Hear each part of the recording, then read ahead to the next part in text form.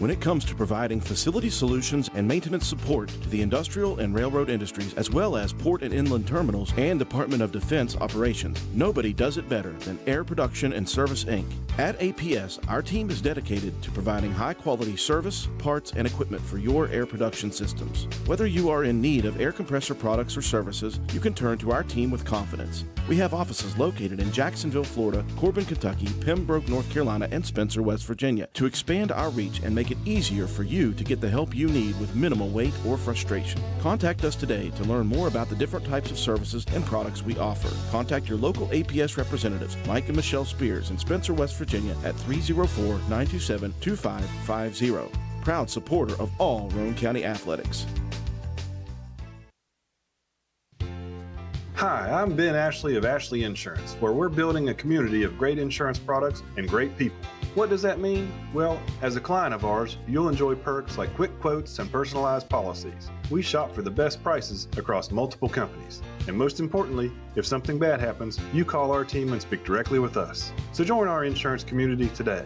Call 304-927-2175 or visit ashleyinsurers.com.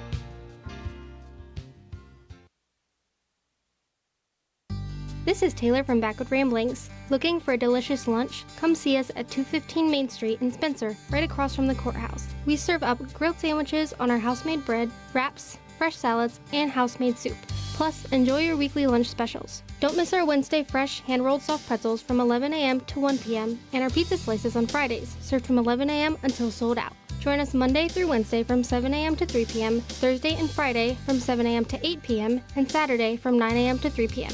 We can't wait to serve you. Backwood Ramblings, come for the food, stay for the fun. You work hard for your money, and lately the cost of everything has soared, making some of those dreams and goals even harder to reach. And at Bour Realty, we realize that. We understand that buying a house can be financially stressful, especially with all the hurdles lenders require. That's where we come in. With our small staff of 4, we offer you over 100 years of combined experience. We work as a group to get you closed and in your home quickly. We'll find creative ways when others may have given up to make your dream a reality. But most importantly, we remain your friend after the sale is complete. We'll continue to help you long after the deal is closed. And that is what we take pride in. It's more than just a job to us at Bour Realty. It's a job that we love, and we love the people who allow us into their lives. Buying or selling a home can be stressful, but not if you let Bour guide you. You work hard for your money, and how you spend it matters. Bour Realty, serving you since 1958. 304-927-3250.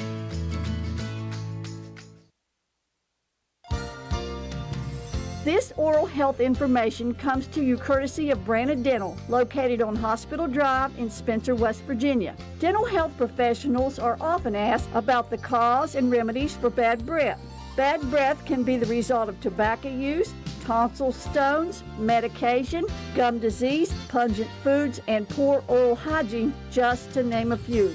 Brushing twice a day, flossing once a day, and tongue cleaning can help keep bad breath at bay. Visit your dentist at least twice a year and ask your dentist or dental hygienist for specific tips regarding your daily at-home oral hygiene care. Branna Dental, 304-927-2775. That's Branna Dental in Spencer, West Virginia, 304-927-2775.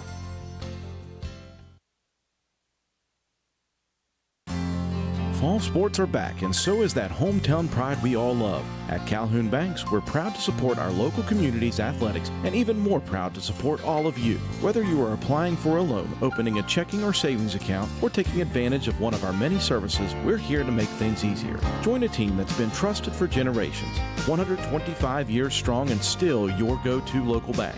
To apply online or contact us, go to calhounbanks.com or visit us in Grantsville, Arnoldesburg, Glenville, and Elizabeth. Good luck and have a great season.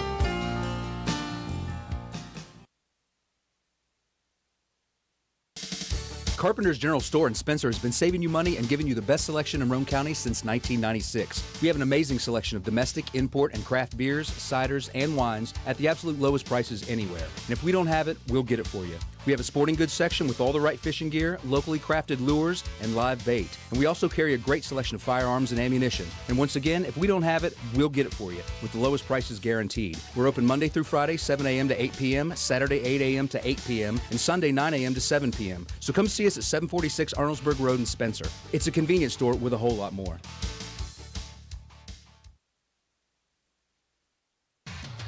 Stop by Spencer Cashsaver to check out our fresh produce, quality meats, and our new grab-and-go deli sliced meats and cheeses. New 2-week ads start every other Thursday with the best prices for your budget. Save money and shop local at Spencer Cashsaver.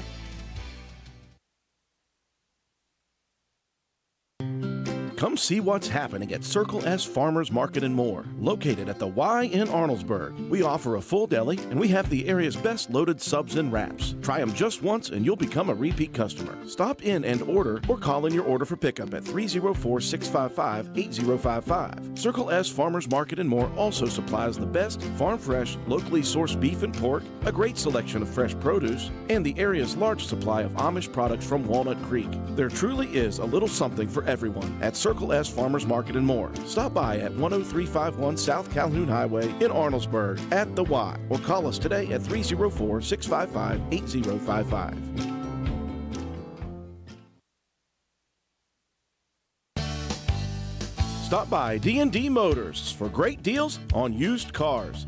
We have an incredibly diverse and continuously growing inventory to choose from, with many makes and models at price points that anyone can afford. D&D Service Department also offers oil changes, tire rotations, and other maintenance on your new purchase. Call D&D for your next service appointment. D&D Motors, located at 276 East Main Street in Spencer. Stop in and see Dan or Donna for your super deal today. Open Monday through Friday, 9 a.m. to 6 p.m., Saturday, 8 a.m. to noon, and closed on Sunday. D&D Motors, call 304-519-2157.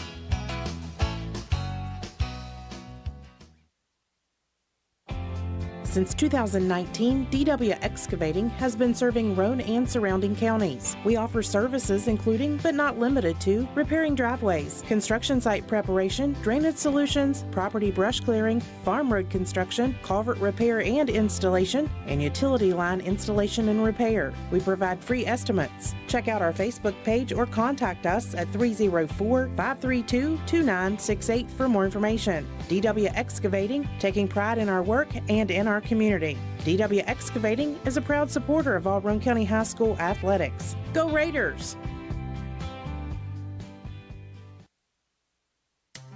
This is Concord University Mountain Lion softball player, Mahaley Nicholson.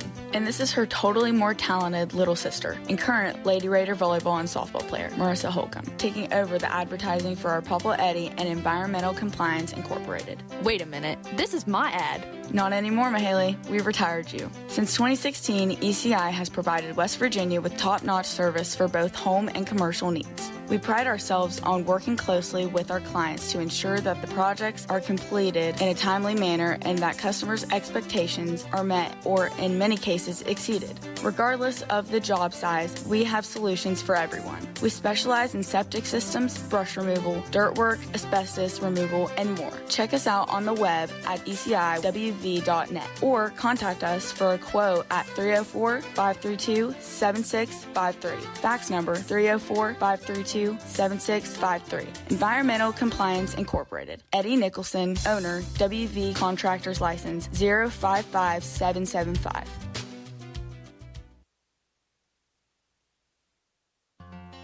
This is Ashton Rhodes, Chronic Care Manager at Roane County Family Healthcare. Are you struggling to control your blood pressure, lower your A1C, or manage other chronic health conditions? Do you ever feel overwhelmed or unsure after an office visit and need some extra help?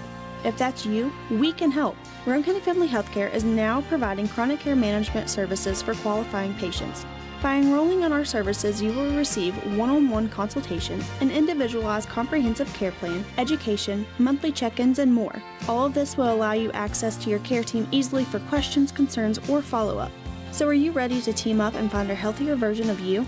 Give me a call at 304-927-8139. My office hours are Monday through Friday, 8 a.m. to 4:30 p.m. Let me help you manage your chronic conditions. Roane County Family Healthcare, healthcare for the entire family.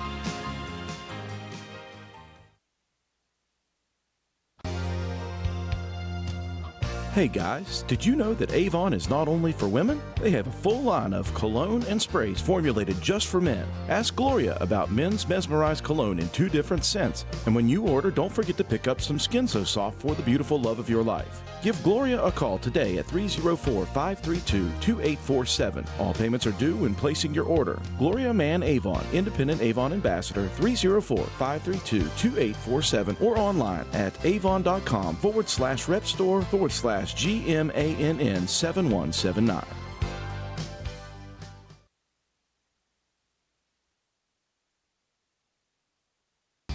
Groves Auto Service in beautiful downtown Arnoldesburg, West Virginia, is a full-service auto center providing you with AC, front-end and four-wheel alignment, tires, exhaust systems, to basic oil changes and state inspections, and full electrical diagnostic service. Our highly trained technicians with over 40 years of experience between them, Groves Auto Service in Arnoldesburg, West Virginia. 304-655-6765. And be sure to check out our Facebook page. At Harden Insurance Agency, we're more than insurance. We're your neighbors. For over 50 years, we've helped families in Roane County protect their homes, cars, and businesses. As a family-owned independent agency, we'll shop top carriers to find the right coverage at the right price, so you can focus on what matters most. For a free quote, call 304-927-2500 or stop by our office at 415 Main Street. Harden Insurance Agency. Local service, big protection. Hi folks, here at Hardman's, we are a full-service building material and hardware store. We have it all, from nuts and bolts to plumbing, electrical, best look paint, lumber, drywall, furniture, appliances, flooring, and kitchen and bath. Our best look paint is a sure win to brighten up your interior walls or spruce up your exterior. We don't just sell the products, but we deliver and install many of them as well. All of our installers are trained and certified. On top of all that, we know a little something about customer service. We'll greet you with a smile and have the knowledge to help you get the job done right. Stop in and let's tackle your next project together. Hardman's, our family serving yours since 1907.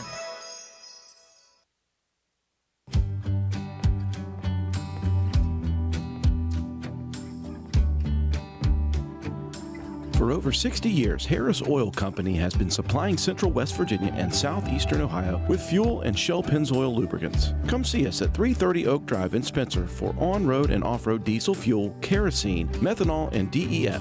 We are also a Shell Pennzoil distributor, offering a complete lineup of Shell Pennzoil Quaker State lubricants. Harris Oil Company, proud supporters of all Roane County athletes.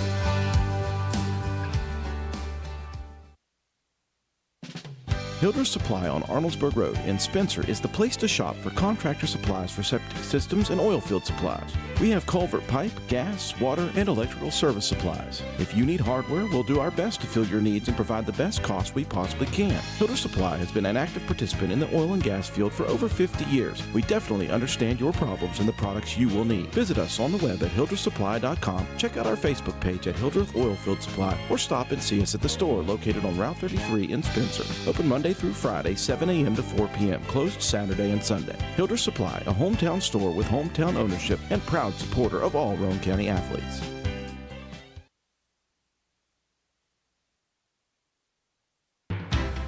Hi, this is Lisa Simmons inviting you to join the team of savings and visit Honest Fred's Flooring at one of our 3 locations, Spencer, Parkersburg, or Marietta. That's where you'll find our warehouses stocked with all the latest trends in flooring, carpet, vinyl, ceramic, hardwood, or the very popular luxury vinyl flooring. We have a price to fit every budget. We offer professional installation and financing is available. So come see what you've been missing at Honest Fred's Flooring. You can also check us out on the web at honestfreds.com.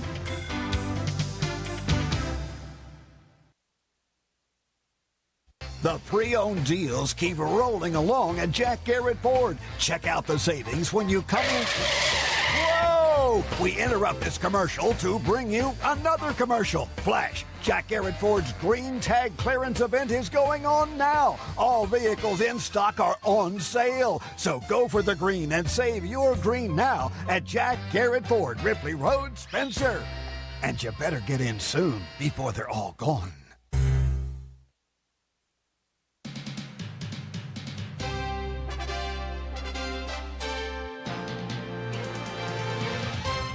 Roane County Raider football is on the air. Stay tuned for all the play-by-play action coming up next. Roane County High School Raider football is brought to you by these community sponsors: Roane General Hospital, McIntosh Hardware, Furniture and Appliance, Jack Garrett Ford, Ashley Insurance, S2F Construction, Joel Baker Law, PLLC, Route 33 Steakhouse, Miller's Suds and Sales, Roane Self Storage, Circle S Farms, Backwood Ramblings, Stats Pharmacy, Honest Fred's Flooring, DND Motors, Hilder Supply, Family Healthcare, Groves Auto, Bour Realty, Penna's Barbershop, Norman L. Daniels State Farm Agent, Hardman Supply, ECI Environmental Compliance Inc., Carpenters General Store, Minnie Hamilton Health Systems, Poca Valley Bank, Ridge Top Rentals, Spencer Cashsaver, Brandon Dental, DW Excavating LLC, People's Bank, Shamblin Brothers Farm Supply, Stump Funeral Home, The Hungry Moose Restaurant, Paramount Surveying, APS Air Production Services, Spencer Pizza Hut, Gomart in Spencer, Little Canal Bus, Gino's Pizza and Spaghetti House, Tudor's Biscuit World, Harden Insurance Agency, Harris Oil Company, Kirby Insurance, Calhoun Banks, and the Player of the Game Award sponsored by Willett C. Starcher Auto Parts. And now we take you to the press box. Here's your broadcast crew: Andrew Miller, John Penna, and Matt White.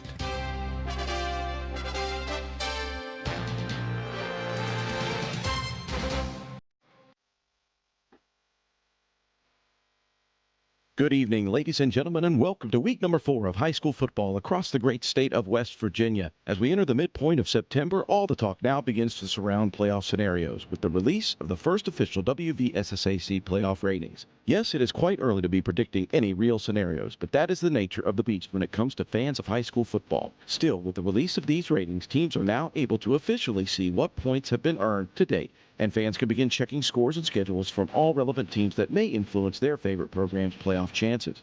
This week provides the impetus for football fans' increased interest and hyper-focus on each and every single Friday night from now until November. What a wonderful time to be a fan of West Virginia high school football. Fans of the Roane County Raiders are becoming accustomed to seeing their favorite team in the top half of the SSAC rankings. However, as Roane County fans well know, it's not where you are ranked early in the season. It's all about who is the last man standing in December. Equally as important a lesson for the Raiders is that all the consistently good rankings come with the knowledge that you will be getting the absolute best from each and every Friday night opponent, because the bullseye is on your back and every team wants to be the one to knock off the top dogs. And in Class AA, other than the defending champion Falcons from Frankfort High School, nobody else has a bigger target on them than do the Raiders. The opponent for Week 4 tonight is a team that entered the Raiders' collective consciousness for just 4 years, from 2012 through 2015. In those 4 brief meetings, the Willamstown Yellow Jackets dominated Roane County, winning all 4 and outscoring the Raiders a total 165-39. Then, just like that, they vanished again.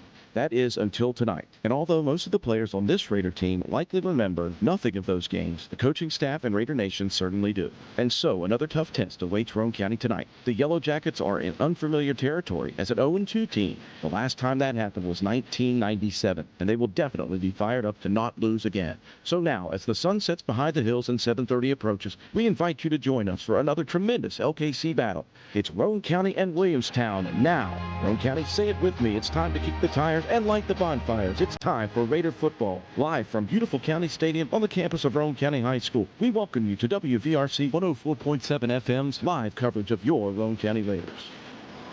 And a wonderfully pleasant good evening to all of you out there in Radio Land, in Facebook, in YouTube, and all of our streaming platforms. And welcome to WVRC 104.7 FM's live coverage of Roane County Raider football. I'm here with the rest of the crew. Joe McDonald on the graphics and the scoreboard with the instant replays as well. Katie White is our camera person. Matt White, our statistician. John Penna is my color analyst. My name is Andrew Miller. We will be joined in the second half by our sideline reporter, Emma Sloan, who is a part of the game here tonight. It is homecoming night for 2025 for Roane County High School. So Miss Raider 2025 will be crowned at halftime here tonight. But in its essence, John Penna, this is a football game of massive importance, both for Roane County and for Williamstown. For the Raiders, this is a big hump. Roane County has never been over this hump. They've lost 4 times in 4 years, 2012 to 15. The only opportunities they had to win those games, and they want to get out to a 3-0 start. They want to be 1-0 this week. For Williamstown, this is the first time they've been 0-2 to start a season since 1997. It has been a long time. They don't want to be 0-3. Yeah, this Williamstown team is going to come into the game tonight very hungry and playing assignment football. They are coached very well. They're out of Wood County. You know, it's a perennial great program, and it seems to be that right now it might just be the youth of the Yellow Jackets that's kind of giving them fits. Now, of course, they've played some pretty good competition. The first two, you have James Monroe, and then you had Wheeling Central last week. Roane County on the schedule this week, and it doesn't get any easier next week as they have Chapmanville. But tonight, we're excited to see what the Raiders can do against a very good opponent, I believe. It's just Williamstown has had their back against the wall because of that early schedule. You know, not that you'll ever look at the name on the front of the jersey, but it does command some respect. It does. When you play a program that has been as unbelievably consistent, maybe as consistent as any program in the state of West Virginia, specifically in small ball action. They are very young this year. They do have some seniors on this roster that you're going to hear, but they are very sophomore heavy. And so you see those turnovers, 7 in the first 2 games. You see some of those errors. Those things may be corrected as the games go on, so you can't assume that that's what's going to happen here tonight. Roane County's got to be minding their P's and Q's and be ready for a specifically big battle against this Williamstown program. Yeah, one of the things that I'm looking at is turnovers. You know, that's kind of been hindering Williamstown's offense. They've turned the ball over a few different times, and teams have taken advantage of that. And Roane County's defense has been very stout. You know, last week against Clay County, really only giving up one play that was big, and that was the reception early there in the first quarter. But other than that, Roane County's defense has been very good. So many pressures on the quarterback for Clay last week, and then they shut the running game down. Now this is a different team. This team's a little bit more evened out. They'll run and they'll throw. So excited to see what the defense can do for Roane County. We know what we like to do on the offensive side of the ball, and that's run between the tackles a lot. Well, Matt White, we have run the ball very efficiently with our 4, 5, 6-headed monster, whatever you want to call it. At this point, we just got guys who can run the football. But I was talking to Coach Burdett. You guys will hear in a bit. I thought that the fact that we threw a couple of deep passes, connected on those passes, will certainly give some people something to think about when they're watching film. Yeah, it's got to keep the defense honest. I mean, Roane County's been a 95% run team, and then the pass wasn't always that efficient in the last couple of years. But Jacob Greathouse has really found his mark, at least early on in this one. A couple really nice touchdown passes coming out of that heavy set where you're just thinking run. Everybody's coming up into the box. Clay County was playing all 11 guys within 3 yards of the line of scrimmage. And Greathouse was able to deliver a couple of really good strikes, one to Letourneau for a big touchdown and another to Cooper Greathouse. So you've got to watch that if you're Williamstown. And you know they've seen the film. They know what Roane County does and likes to do. We've seen their film. We know what they like to do. They will balance it out, like John said, 390 yards on the ground and 337 through the air. So, I mean, you want to try to make them one-dimensional, yeah. I think, if you're Roane County. Roane County's very good at shutting down the run, and that's one thing they're going to look to key on first, and just take your chances with guys trying to throw deep balls with a secondary in Roane County that has been very much improved from a calendar year ago. Dare I say, a strength of all strengths defensively for Roane County. We saw it last week. We saw man coverage. I wonder if we'll see more man coverage here or if we're going to blanket something. It'll be very interesting to see how Coach Burdett and how the staff has prepared themselves looking at the film and watching Williamstown live that first game of the year. The band is ready to take the field. Just got a chance to see the Queen's Court coming up and getting seated for the first half of the game. Of course, we will cover halftime. We'll cover the Queen's coronation at halftime as well. And we are ready to go for another great night of football here. It is perfect weather. If you're not here yet, folks, make the drive up. If you can't make it, that's why we're here, to help you guys watch and listen to this Roane County team. We'll break away for our sponsors. When we return, more pregame coverage, including the Coach's Corner interview with head coach Paul Burdett. After these messages, you're watching live streaming coverage of Roane County High School Raider football on WVRC. When you find yourself faced with a legal issue, the steps you take next can literally impact the rest of your life. Hiring the right attorney is one of the most important decisions you'll make. At Joel Baker Law Office, we understand the importance of providing prompt, competent, and honest legal representation. Call or text our office today to schedule a consultation. 304-500-9238. Hey, are you serious? I like a good laugh. I bet you do too. Which is why I say, if all those insurance companies want to spend $1 gazillion on funny TV ads, go right ahead, as long as it's not my money that's paying for it. Here's how you get seriously good auto, home, business, or life insurance. Go to Erie Insurance. With Erie, a great price is just the start. You get unbelievable service, independent agents you can really trust, and superior products like Erie Rate Lock. You hear that? Rate Lock. Name says it all. For car insurance, it can't be beat. But hey, don't just take it from me. See for yourself why more than 90% of Erie customers stay with them year after year after year. Seriously. Your Erie insurance agent in Spencer is the Kirby Insurance Agency. Get a quote at 927-2544. That's 927-2544. Or visit kirbyinsurance.com. Little Canal Bus is for everyone. Looking for a ride to work, appointments, school, or shopping. If you live in Calhoun, Gilmer, Jackson, or Roane counties, Little Canal Bus is your answer. It's easy and convenient with one call, 866-354-5522. You can reserve a ride anywhere in the county and to Parkersburg and Charleston. Our well-maintained fleet and professional-friendly drivers are ready to take you and your family where you need to go. Little Canal Bus, the little bus with big service.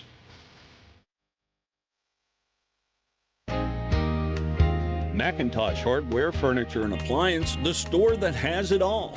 From quality furniture, Lazy Boy, Serta, Catnapper, appliances, Maytag, Whirlpool, Amana, KitchenAid, and McIntosh offers setup and removal, power equipment, Echo, Troy-Built, and in-house service, hardware, tools, paint, plumbing, electrical, pipes, and fittings. McIntosh Hardware and Appliance, 204 Market Street in Spencer, 304-927-2700. Find us on Facebook for more great deals.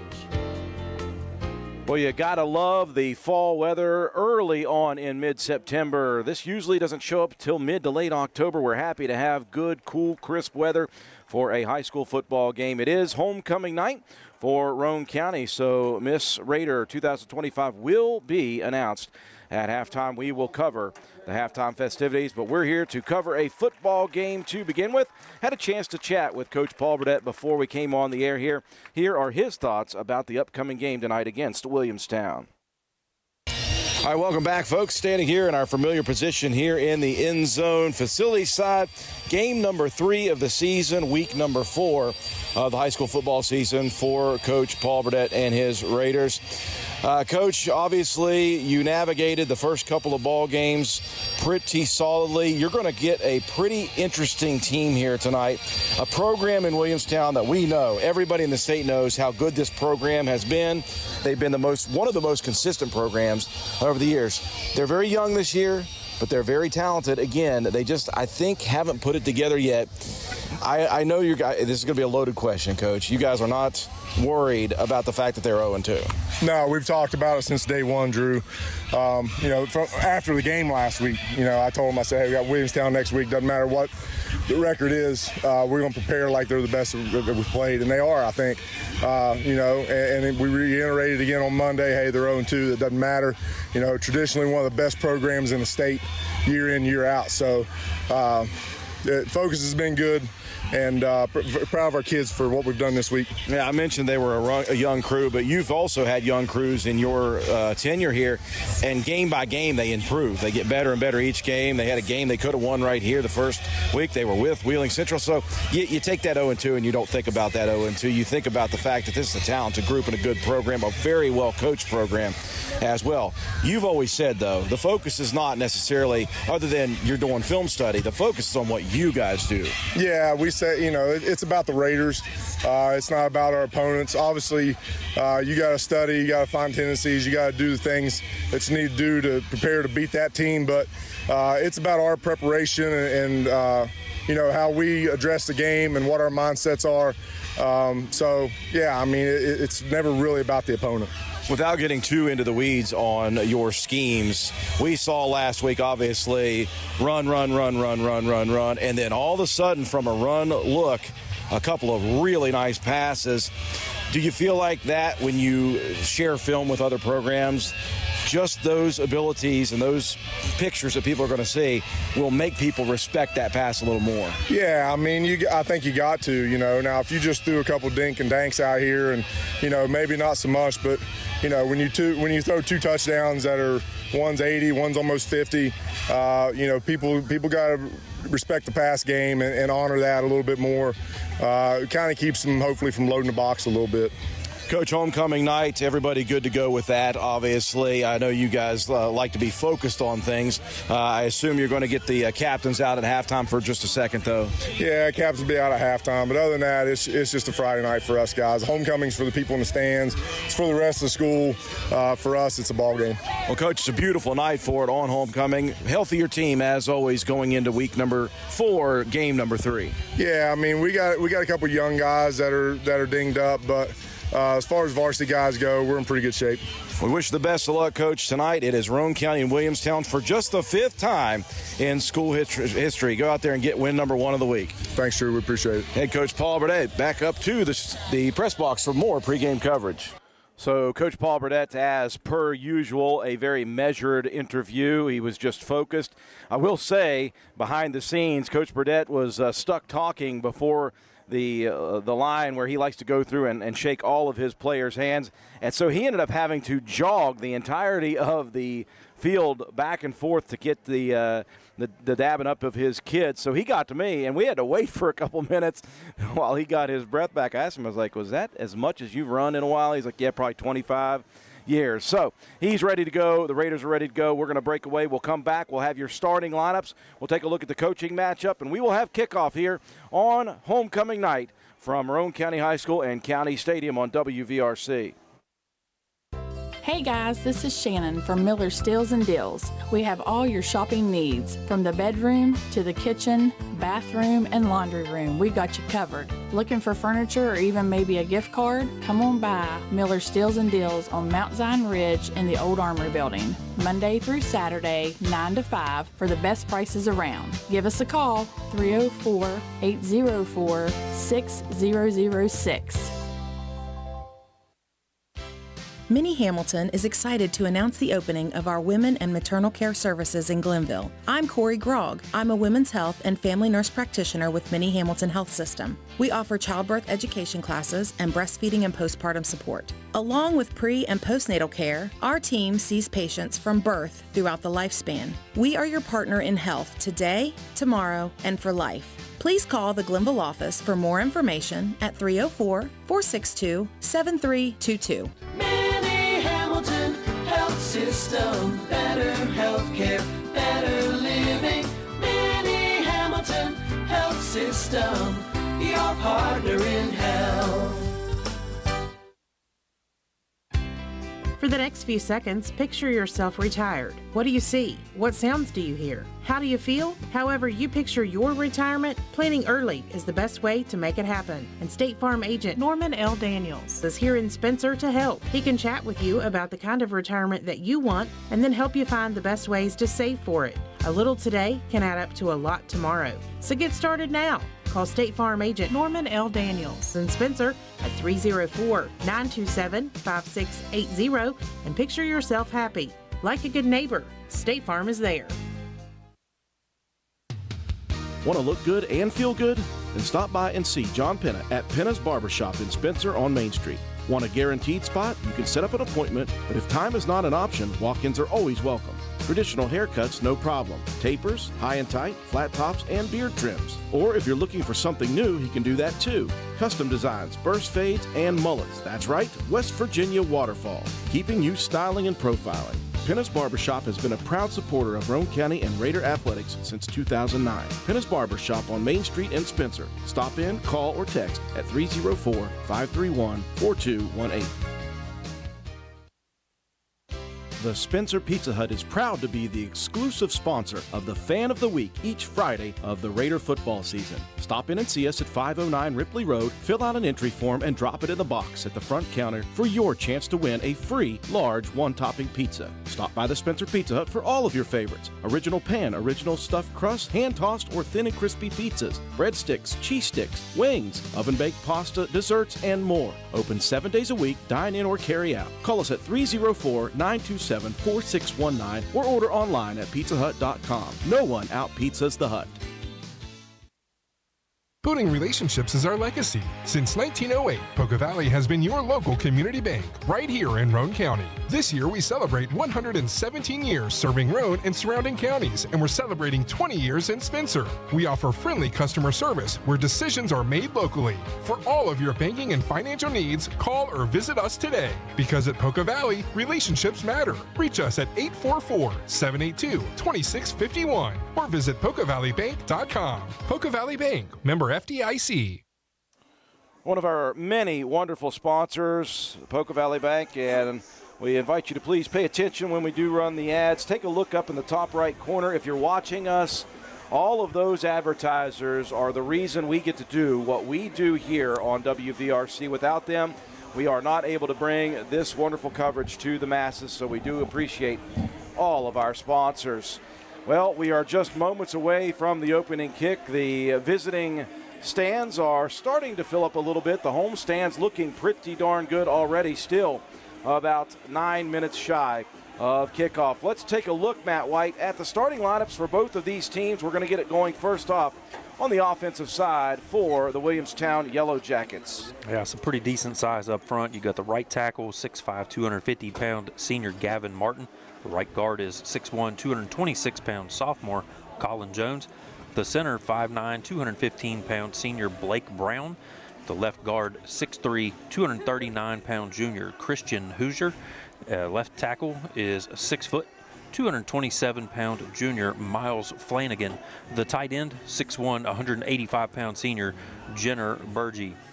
The two wideouts are 6 foot, 159-pound sophomore Jackson Fulton. He's a guy to watch out for. They like to get him the ball. He's got 6 catches and 56 yards on the season, 17 carries, 103, and a touchdown on the ground. The other receiver is the big play threat on the outside, 5'9", 142-pound senior Carson Haynes, 9 catches, 123 yards on the season. The fullback, 6 foot, 185-pound sophomore Jack Moore, and your tailback, the 6 foot, 167-pound senior Jackson Kerr. The leading rusher on the team, 190 yards on the year, averaging 6.1 yards per carry, 2 scores under his belt. And commanding this Yellow Jacket offense is the 5'11", 165-pound sophomore Breck Allen, completing 66% of his passes on the season at a clip of 168 yards per game. One thing I know about the Allen kid, I've watched him twice now. He is a gamer for a young man. He is a tough one to bring down, pretty accurate with some out routes, and so he is running the offense as a young sophomore very, very well. Going to be tough to keep contained. This is who's going to try to do it up front from the defensive end positions. You'll see a mixture of a lot of guys. We're going to go ahead and start Leo Rogers this week in that one defensive end possession. The junior's 5'10", 225 pounds. On the opposite side, Colton Elliott, the senior, 5'11", 205 pounds. Quentin Cooper is your D tackle. He came off a great game against Clay County. The junior is 6'1", 245, and Richard Greathouse, the senior, he's been very good in the first 2 games this year, 6'2", 240-pound senior. Outside linebackers, Colton Starcher, the junior, 6'2", 215 pounds, and Garrett Brabham, the 5'7", 175-pound senior. Do not sleep on the name Gabe Deaver, though. We saw what he was capable of last week. He will be in immediately as well. The senior is 5'9", 165 pounds. Carson Casto in the middle. The junior, 5'7", 210 pounds. Defensive backfield, they're going to be important, as they always are. Again here tonight, corners, Brody Proctor, the 5'11", 175-pound junior. Jacob Greathouse, the senior, 5'10", 160. Your safeties, Cooper Greathouse, the senior, 5'11", 175 pounds. And Javon Letourneau, the sophomore, 5'7", 175 pounds.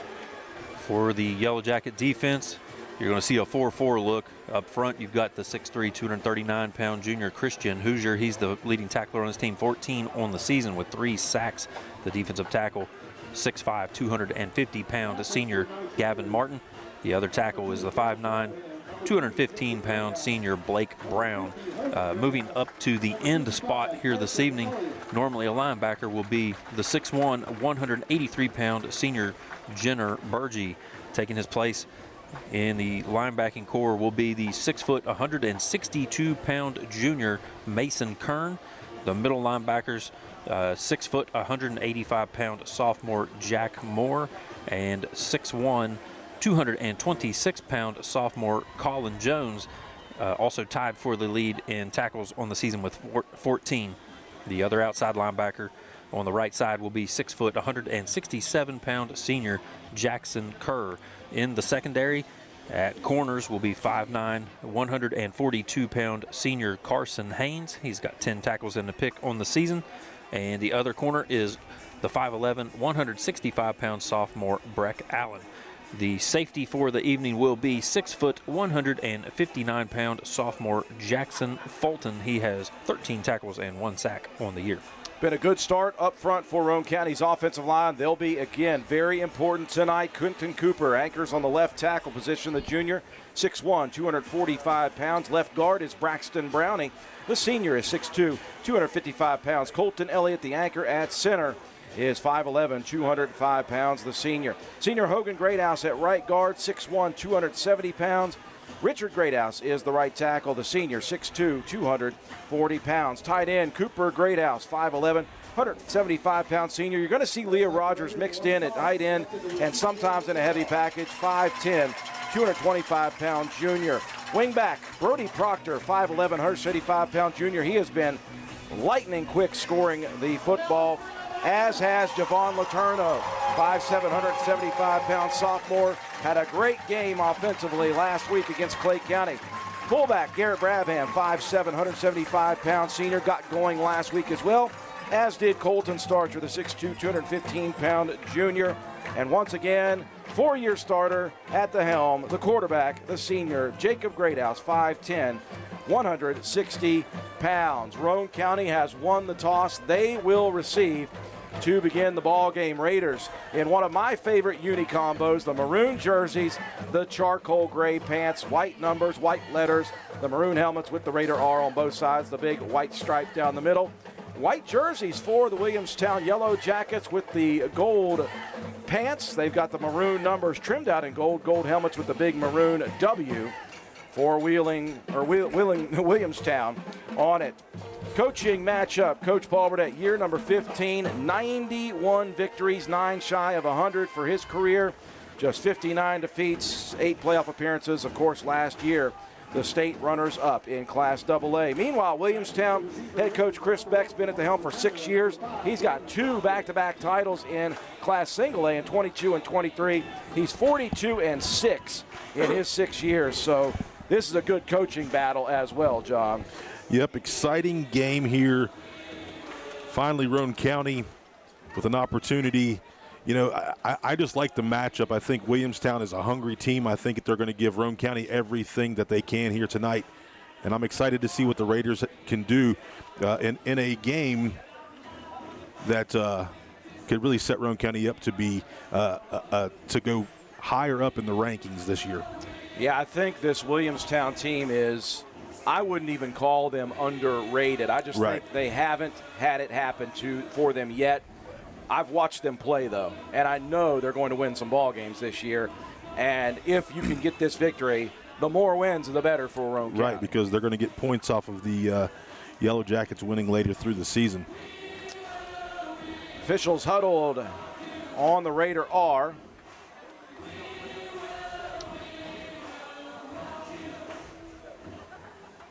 Raiders sending Proctor and Letourneau back deep to receive. Kicking off for the Yellow Jackets. Well, I got a number. Is that 78? That is 78. Blake Brown, the senior, set to do the kicking. Jackson, I think Jackson Brown last week? I think that is 70. We've seen some big kickers if it is Brown. I don't have a 70 on the roster. Yeah, I don't either. I thought that was 70 myself, but I looked at the roster and I thought, well, they don't have one. Certainly it's a 78, but that is 70, whoever that may be. It's not just your eyes. That is a 70, Drew. Thank you. I appreciate that.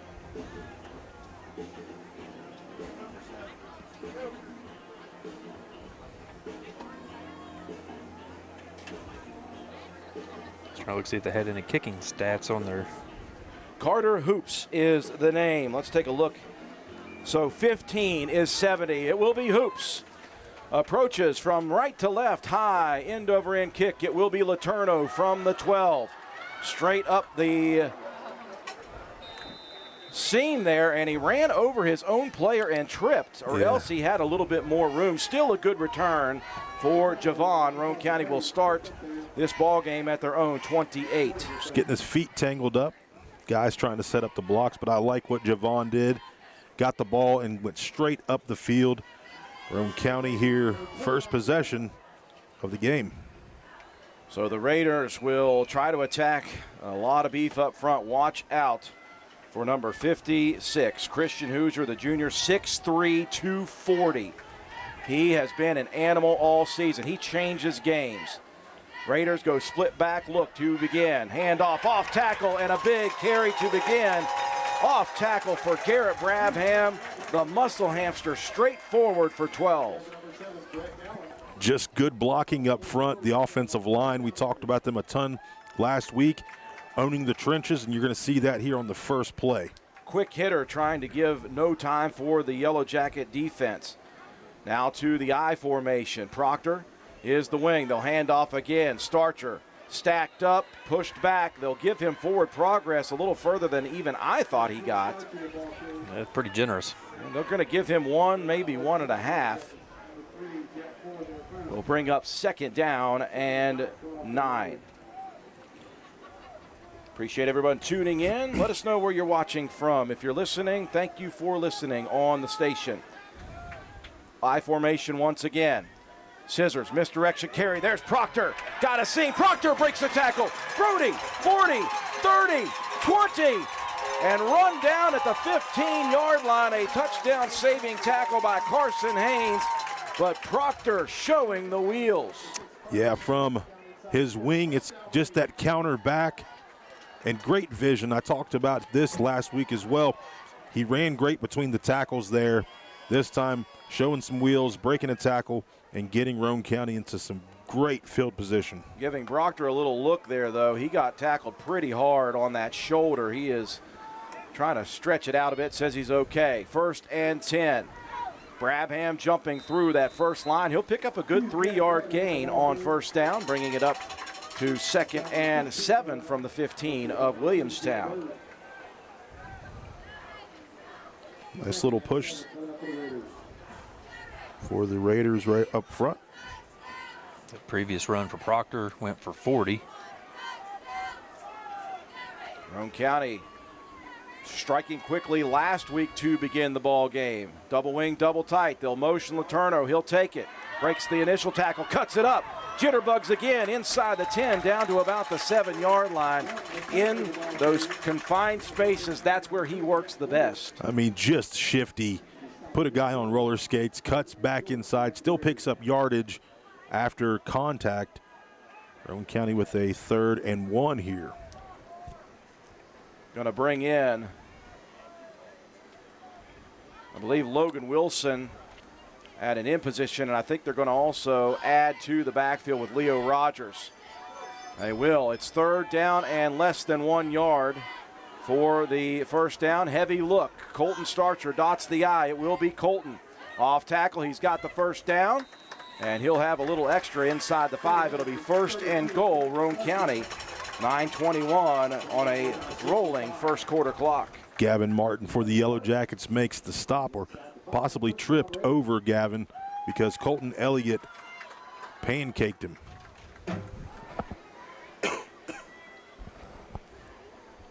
Raiders moving forward solidly to begin this ball game. They'll stick with that heavy look. Actually, no, they're going to go T formation, old school style here. Greathouse turns and gives. Not a lot of room initially. Garrett Brabham jump cuts and may have picked up a yard. That's about it. Yellow Jackets defense that time did a great job of closing that hole up quickly. Brody Proctor checking back into the ball game. Placing Wilson, who will check out. 2nd and goal from the 3 for the Raiders. Opening possession of the game. 8:29 and counting. Back to traditional heavy. Greathouse turns, gives, off tackle. Starcher fighting. Yellow flag comes in on the sideline. So we will wait and see the call. And not a good call, I don't think, for Roane County.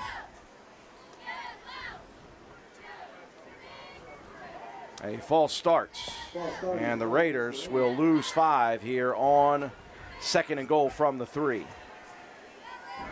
We'll check down the line to see who moved a little bit. I didn't see much.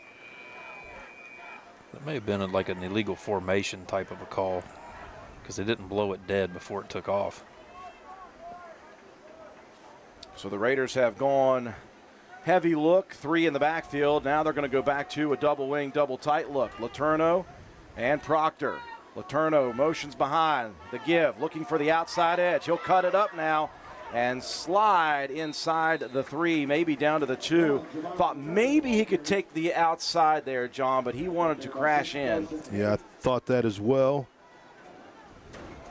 They'll say knee down at the 3, so it'll be 3rd down and goal from the 3-yard line. Nice drive for the Raiders here in the opening possession of the game. Churning up almost 5 minutes off of this first quarter clock. Double wing, double tight. The box loaded defensively. Whistle coming in and a timeout early for Roane County. Not sure what Coach Burdett saw, but he wants to burn it. We'll take it with him, folks. 3rd and goal from the 3 when we return.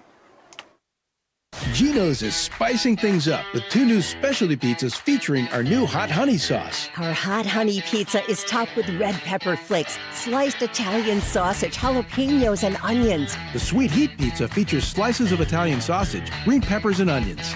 Both are drizzled with our signature hot honey sauce. Hot honey, it brings the heat. Sweet heat, the perfect balance of spice and sweet. 2 bold new flavors, available for a limited time at Geno's Pizza and Spaghetti House. An early situation for Roane County. They've moved straight forward all the way down the field, but a penalty on a 2nd down and goal from the 3 moved them back to the 8. Now they're looking, are the Raiders, at a 3rd and goal from the 3 once again. Coach Burdett and crew wanting to talk over the next play or even 2. Yeah, give them a chance to talk it over, make sure that assignments are noted. May have seen something on the defensive look that he did not like, particularly with the call that was made. So 3rd and goal from the 3 for the Raiders. Going to spread Cooper Greathouse out to the right.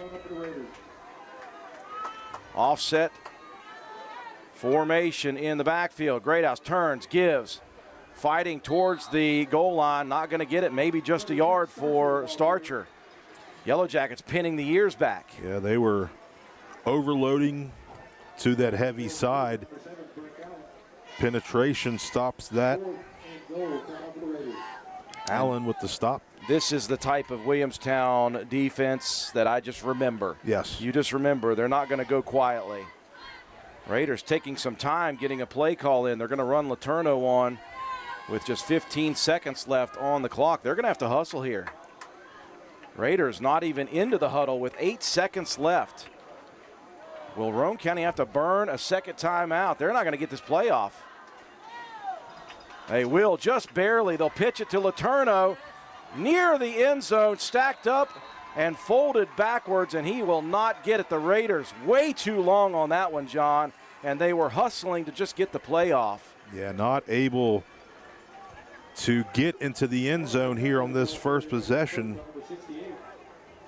Letourneau made it to the 1-yard line before being stacked up. And he got folded backwards that time. So the Raiders taking 6 minutes and 35 seconds off the first quarter clock and getting nothing out of it. Breck Allen, the quarterback, the sophomore, going to turn and give. And the Raiders attacking inside on the handoff. Looks like Quentin Cooper and Colton Starcher. It was Jackson Kerr on the carry. He did pick up a yard, maybe even 2, to give a little breathing room to the offense of the Yellow Jackets. I will say 1. Second down and 9. See Gabe Deaver waiting to check out what the offense looks like. He's going to move around. They're going to split 3 wide to the Williamstown side. Single receiver to the right, and now we've got a whistle. And they had motion on. They were bringing receiver across to the near side, and I think they got a little movement there. So half the distance to the goal. That'll back it up to about the 1.5-yard line. Looks like the right guard tackle possibly that moves.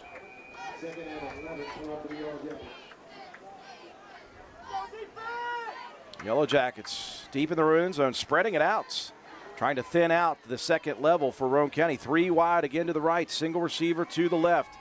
Shotgun for Allen. Now he'll motion his man across. Allen's going to keep it himself, and he's got nothing but green grass.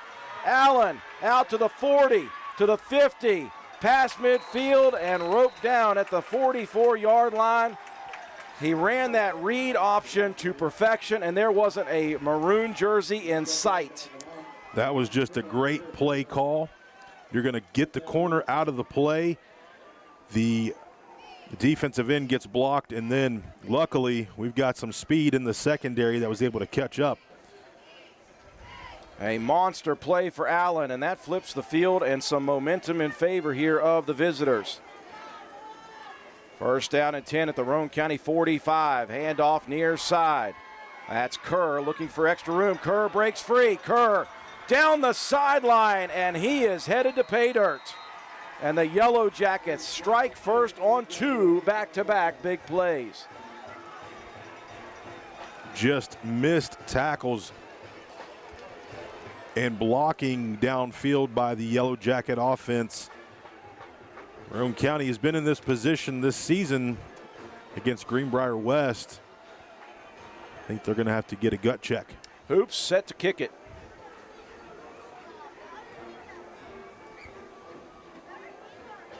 Clean snap, the hold down, the kick is angled, catches the side of the upright and stays inbounds. 7-0 as the Yellow Jackets strike first.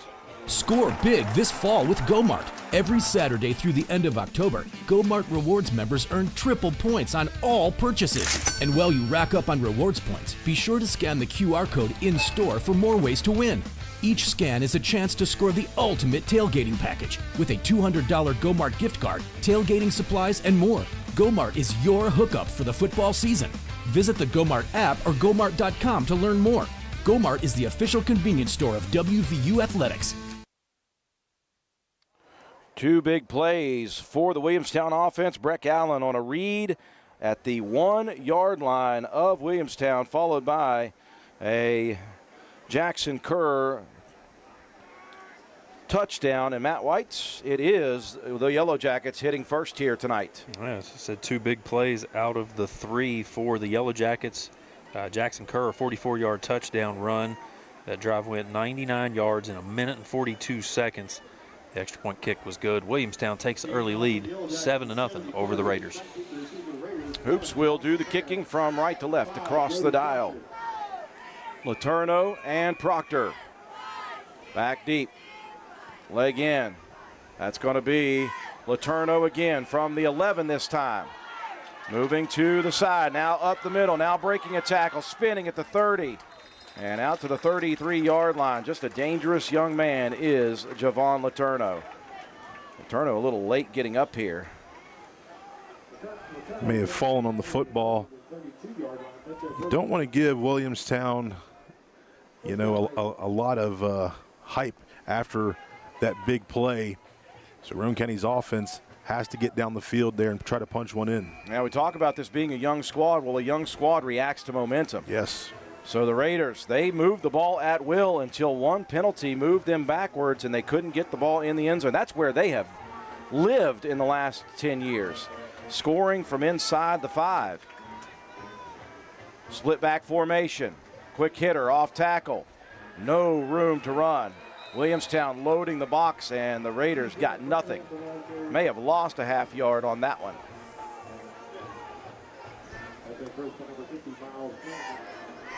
So right now, the Yellow Jackets' interior defense putting a strain on the Raider offense.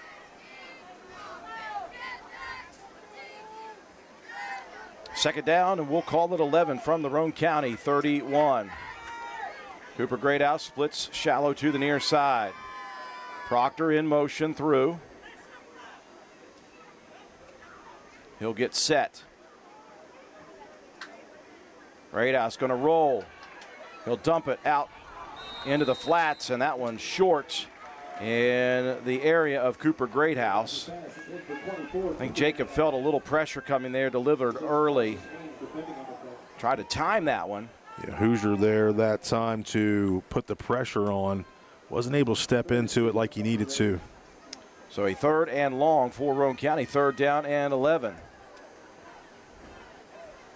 Clock stops at 3:47 here in the first quarter. Yellow Jackets, a couple of big plays on their first offensive possession, leading 7-0. Double wing, double tight for Roane County. And whistles coming in here. And this time a timeout called by the Yellow Jackets. We'll take it with them. Big third down early for Roane County after this. We walk through over 1 million doors in our lifetime. But only a few, when opened, truly make a difference in our communities. Like the small business owners, the hard workers, and the dreamers. At People's Bank, we believe that when the right doors open, anything is possible. People's Bank, working together, building success.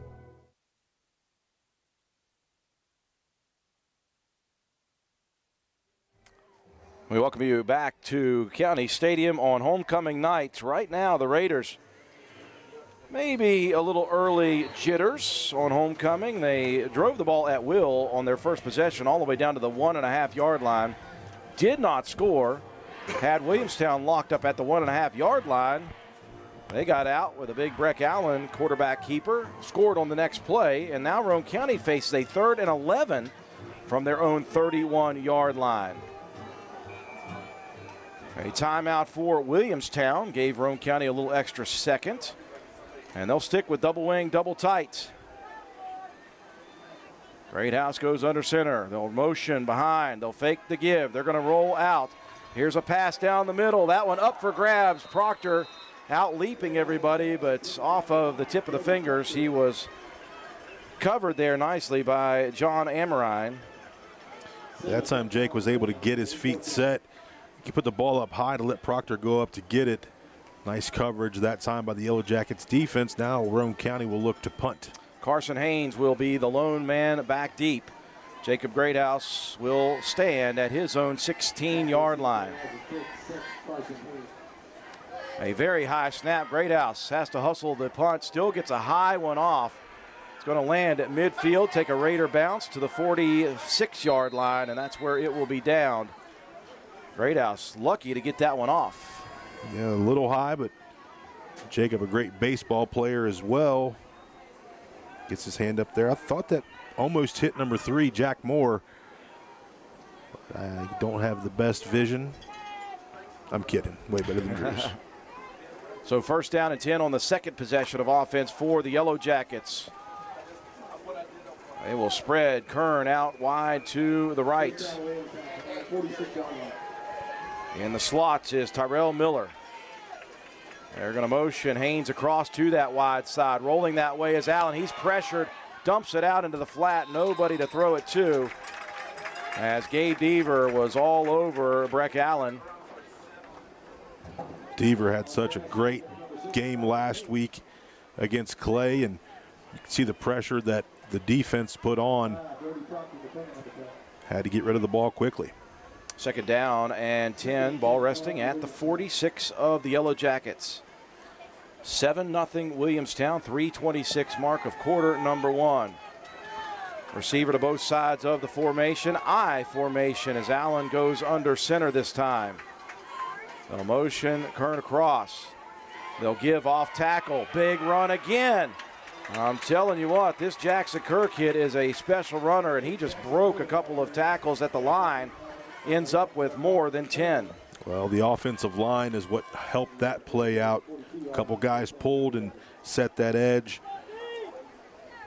and allowed Kerr to find a hole.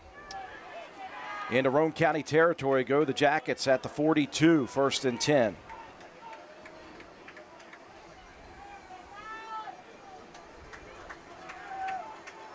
We said this is a young yet confident Williamstown team looking for win number 1. You knew they were going to come in here fired up. Twin receivers to the near side. Now they're going to motion Haynes across. Whistles come in.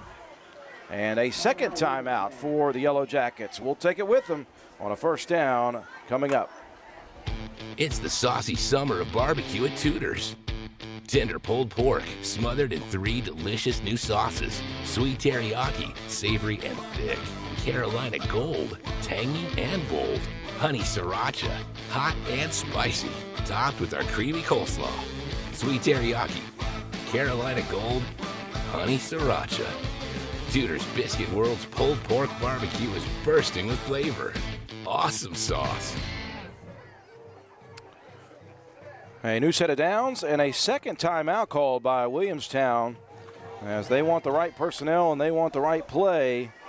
Early momentum opportunity here for Williamstown. Roane County maybe need to shore up the tackles just a little bit here, John. Yeah.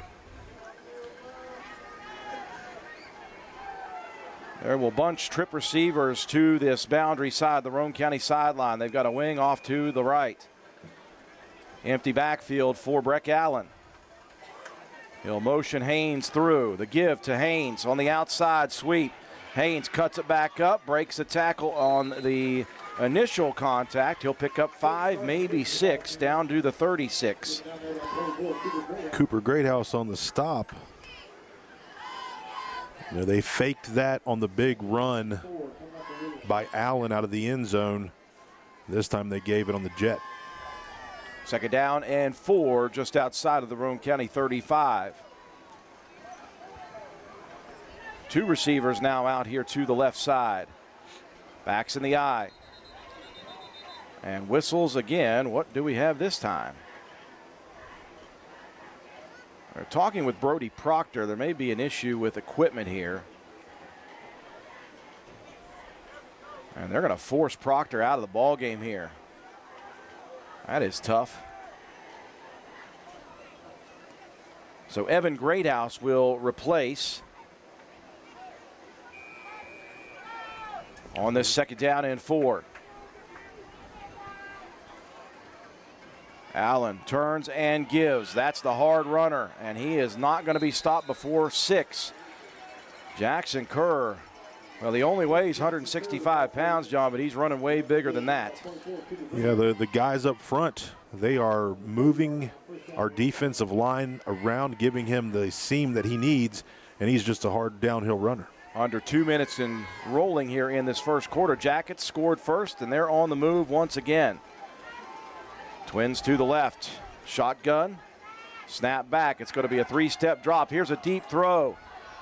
Down the sideline, man for man, was Javon Letourneau. They were looking out there for Carson Haynes. Great coverage by Javon. He was step for step.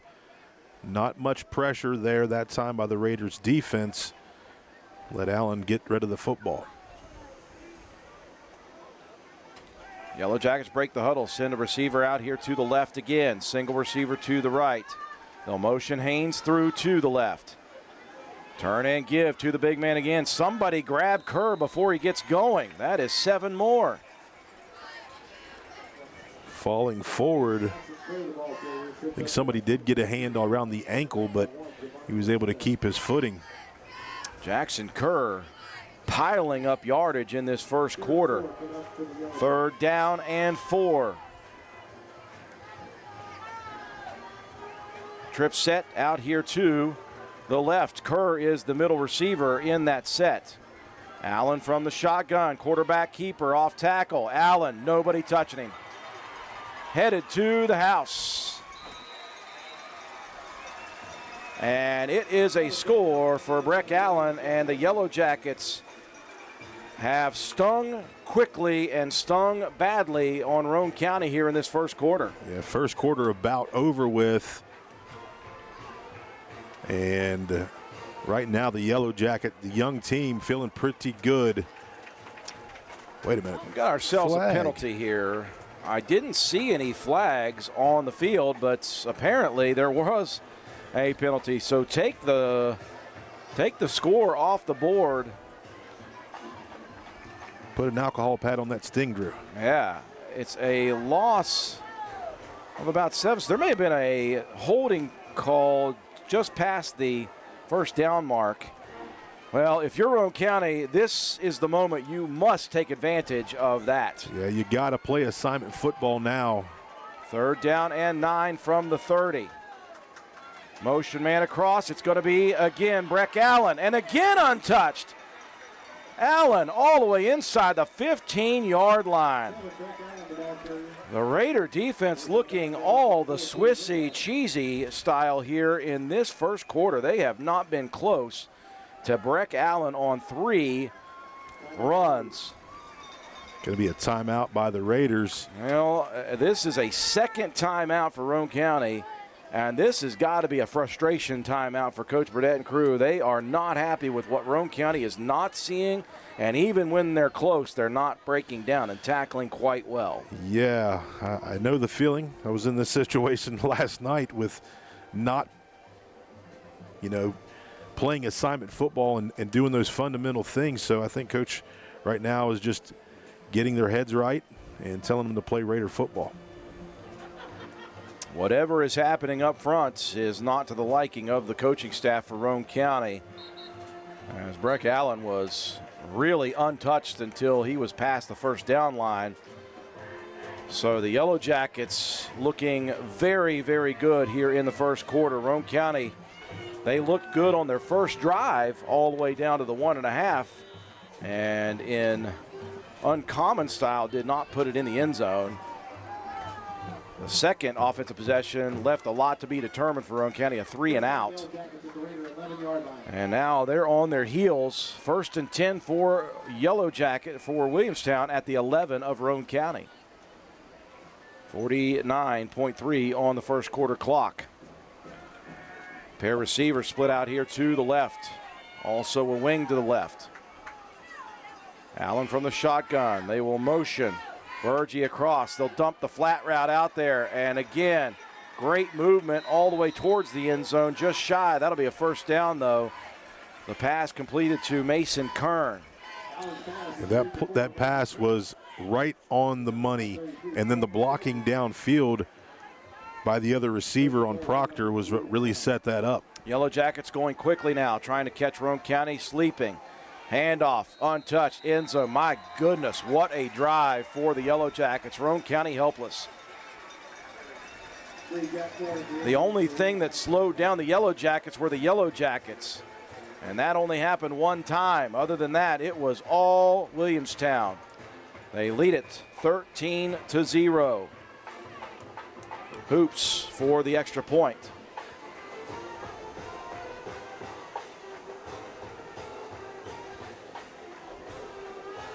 Snap, hold, that one is blocked by Roane County. So a small glimmer of light in this tough first quarter. 13-0, Roane County down to Williamstown. At Roane General Hospital, our cardiology team does more than treat heart conditions. We help you build a healthier life with compassionate providers, personalized support services, and trusted medical expertise. We're with you every step of the way. I'm Dr. David Franke, cardiologist at Roane General Hospital, and I am welcoming patients in Spencer, Walden, and Arnoldsburg. Roane General Hospital, care you can trust, close to home. Well, Matt White, Roane County finding out how the other half lives in this first quarter. Williamstown hits on another good drive. Yeah, tough start for the Raiders, but you got to give the front line for Williamstown a ton of credit. They're really doing work on that line of scrimmage. That one, a little bit more of a methodical drive, though. 9 plays, 54 yards, 2:53 off the clock. Jack Moore with a 1-yard touchdown run. The extra point kick, no good. So Williamstown with a 13-0 lead here over the Raiders.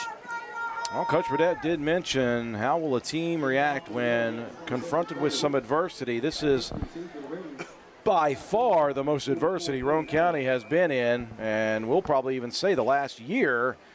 And these 2 games this year, that one hammered all the way over the head of Cody Howard, who is back there in return formation, and that will be a touchback. The Raiders will start it at their own 20. Yeah, Letourneau usually back. He was not back deep this time. He's still on the sideline, so maybe something going on with the sophomore Javon Letourneau. I want to give Leo Rogers credit with that blocked extra point. Third possession for Roane County. First was good. It just didn't end up in points. Second was not good. Ended up in a 3-and-out and a punt. See if the third offensive look for Roane County can get some things going. Double wing, double tight look. They'll motion Proctor behind. Greathouse going to give off tackle. And it will be Colton Starcher for about a half a yard. Yeah, that thing was opened up, but I think Starcher just lost his footing.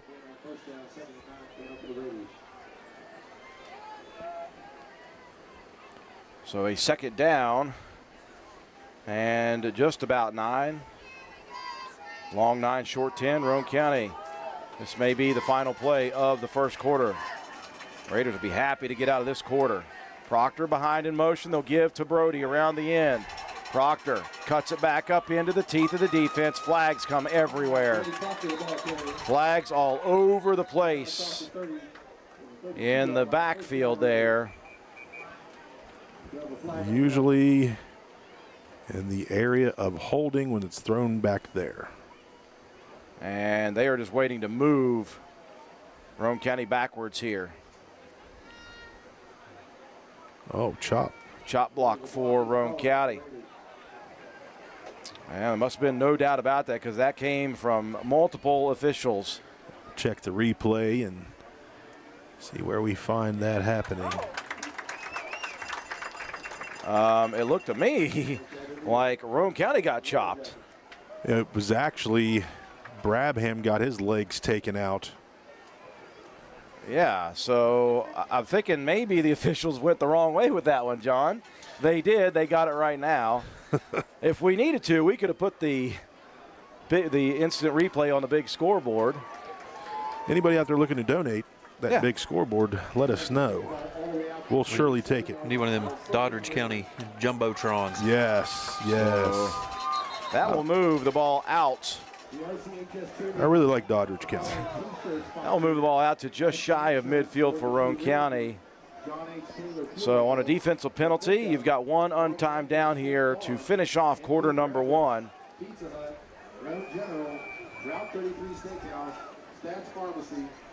So a first down and 10 at the 47 of Roane County. Jacob Greathouse heads into the huddle for Roane County.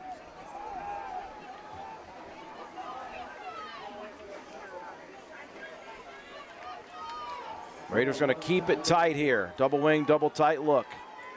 Letourneau back in. They'll motion Proctor around near side. Letourneau scissors, misdirection.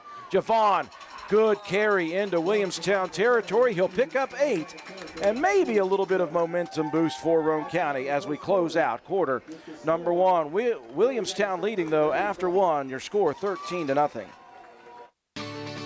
Your project is almost complete. It just needs the right equipment. Ridgetop Rentals at 3502 Clay Road, Spencer is your one-stop shop for all construction tools. Rent dozers, excavators, air compressors, and more on a daily or weekly basis. We also do hourly work. Not only can you rent, but purchase from a wide variety of equipment on sale. Ridgetop Rentals is also your destination for steel buildings and cement work. Reach us at 304-927-1418.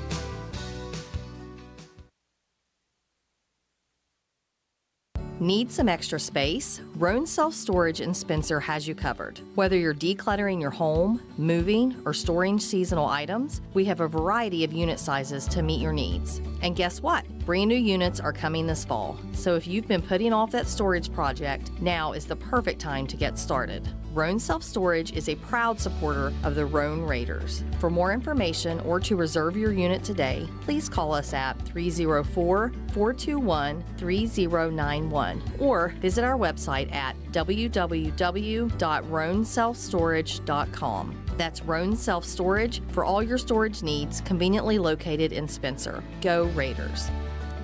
As we mentioned, as we welcome you back to County Stadium, start of the second quarter, Roane County has not faced this kind of adversity really until the championship game last year in Class AA. They haven't touched adversity so far this year, but they're getting a whole heap of it from Williamstown as they trail the Yellow Jackets 13-0. Roane County, though, with a second down and 3 inside the territory of the Yellow Jackets at the 46. Split back look. They'll motion Letourneau. Quick hitter off tackle. That's Garrett Brabham just staying low there and keeping himself under the radar. Picking up good yardage. Give him 6 and a first down for the Raiders. Yeah, way to get behind your blockers and, like you said, Drew, get low. And the muscle hamster low to the ground. That will move the chains for Roane County. First and 10 from the Yellow Jacket 41. I formation look. Letourneau the wing on the near side. He'll turn and give. That's Colton Starcher. He's got a head of steam. He's got big yardage. Starcher with 11 and a second straight first down carry. Allen with the stop, but a nice pickup. I think Colton was surprised by the size of the hole, but he does a great job of lowering his shoulder and taking on the tackler for some extra yardage. So Roane County's offense now in a rhythm. We'll see what Coach Burdett draws up here. They're going to stay with this tight look, bunching everybody in the box. Split back look. Letourneau on the misdirection carry. Javon jump cuts, gets about 4 more. And Roane County being quite methodical at the moment. They were methodical on that first drive, took it all the way down the field with real ease, it looked, until that penalty on a second and goal from the 3, and they just couldn't get it in from that point. Things have been not good since then, but I like this drive for the Raiders. Starcher now will be one of the wings in this double wing look. Starcher in motion behind. They'll give. Colton looking for the outside. Cuts it up. May have gotten a yard. That'd be about it. It'll be 3rd and 6. It's something you're not used to seeing is Colton Starcher try to get to the outside, but he does have speed. We've seen that this season, so maybe a little wrinkle Coach Burdett wanted to throw in. 6 guys up front for Williamstown. And they've got size, John. They're young, but they are big, and they are very aggressive in playing such here tonight. 3rd down and 6 for Roane County. Starcher in motion behind. There's the scissors again. Misdirection. Letourneau tripped up before the first down mark. He will get 5.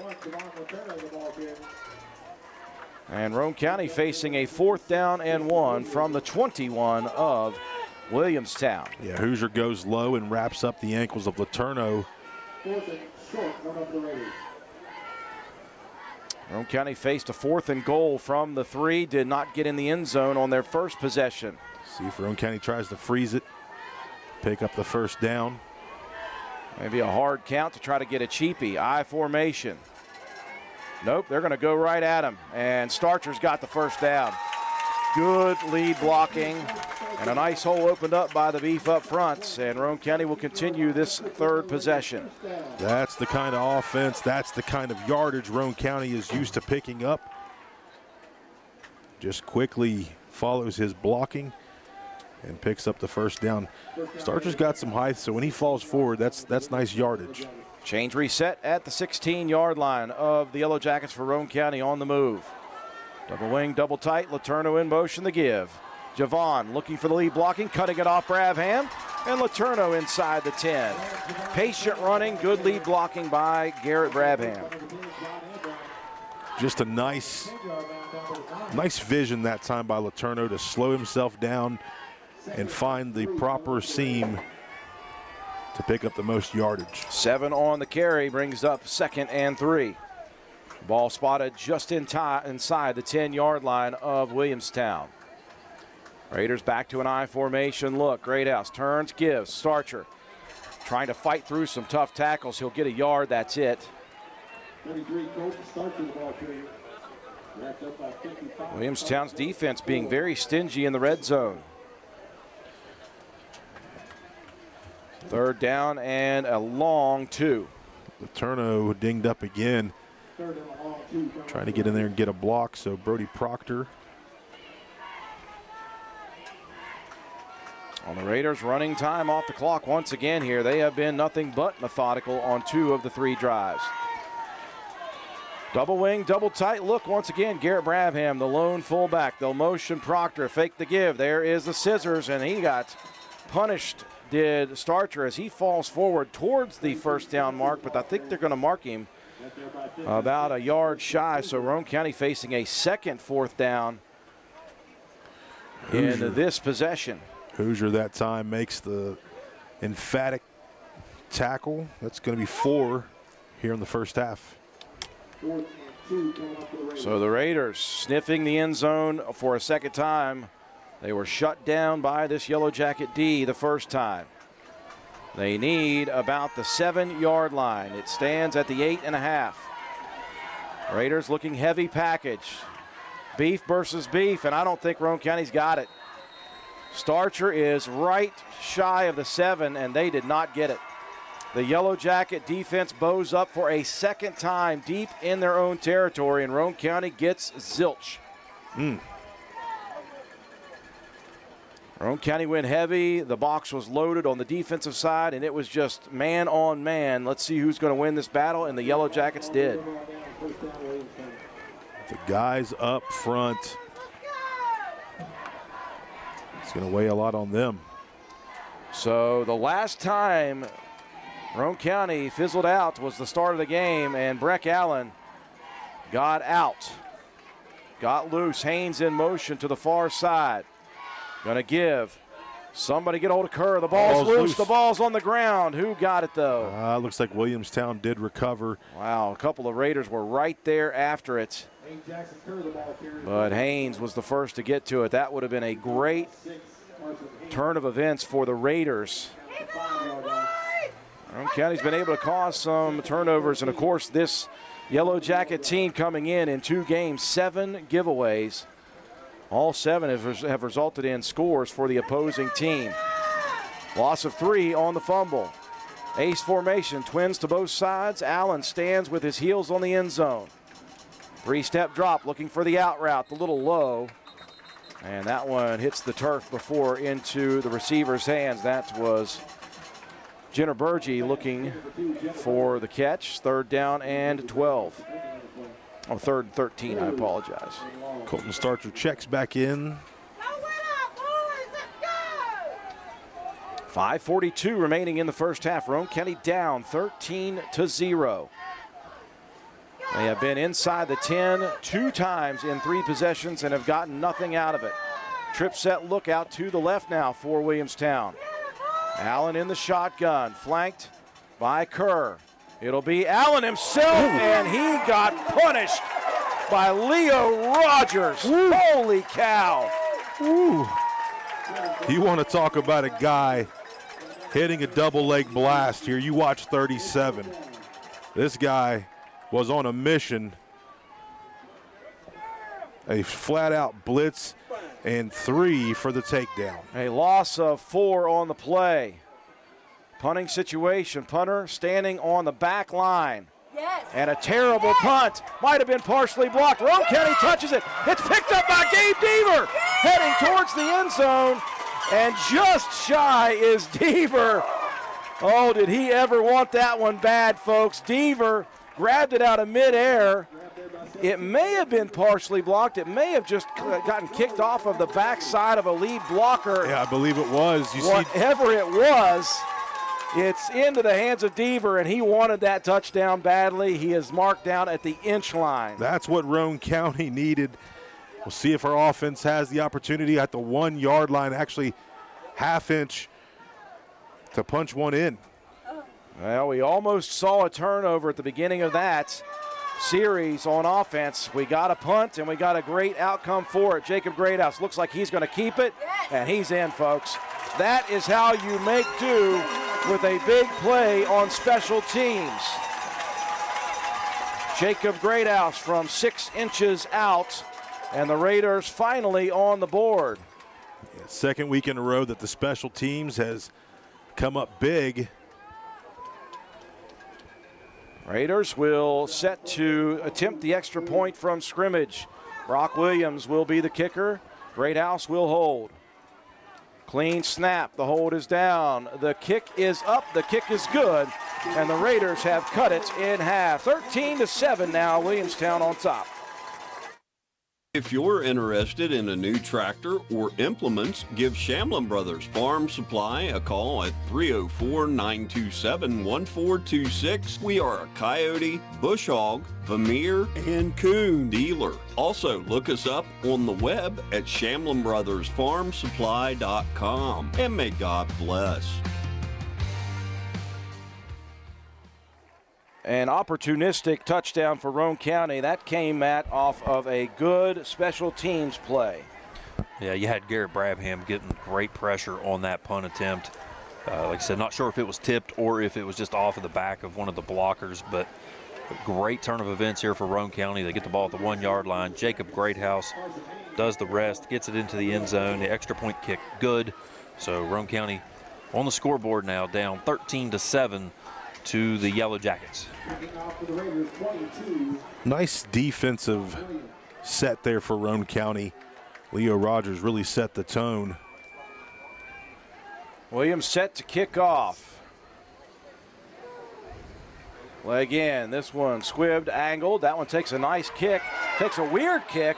And that was about as good as it could have gotten for Williams. Mason Kern jumps on it at the 23-yard line. Yeah, some funny English on this kick. It looked like it could bounce out of bounds, but it stayed in.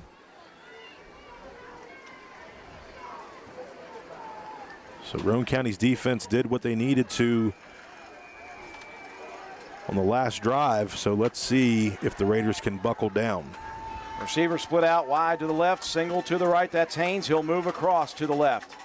Allen turns and gives a kick out block, leaves Kerr wide open, and he has got lightning speed, and another quick strike touchdown for the Yellow Jackets. Talk about taking momentum away from Roane County. You saw it at the point of attack at the line of scrimmage. Somebody was filling the gap and just got knocked out of the way. Yes. And that left Kerr wide open for the score. That was a perfect block that set that play up, and you got to tip your cap to the offensive line of Williamstown right now. They are just playing good football. Yeah, they absolutely are moving guys out of the way and leaving Kerr. He doesn't need much help, but he's getting enough. Extra point attempt by Hoops. Snap, the hold, the kick, line drive is up and good. And just like that, the Raiders give it back. 20-7, Williamstown on top.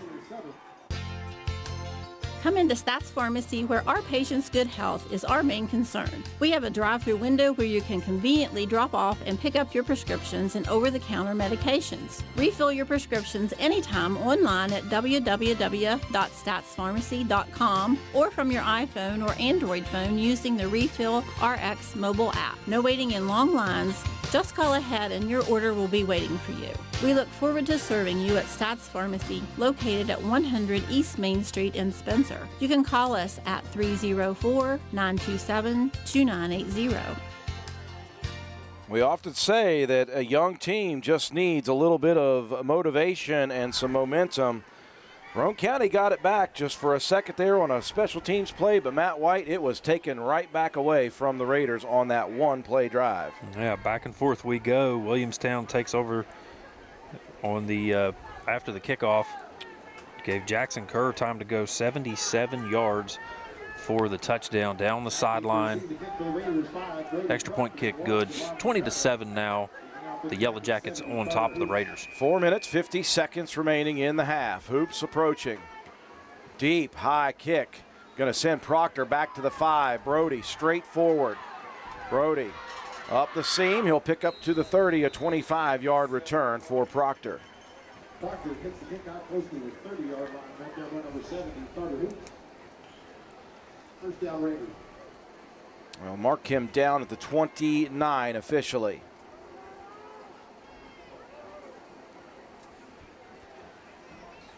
So the Raiders must answer at this point. You have obviously seen the potential and the quick strike ability and the way that the front line's playing on offense for the Yellow Jackets.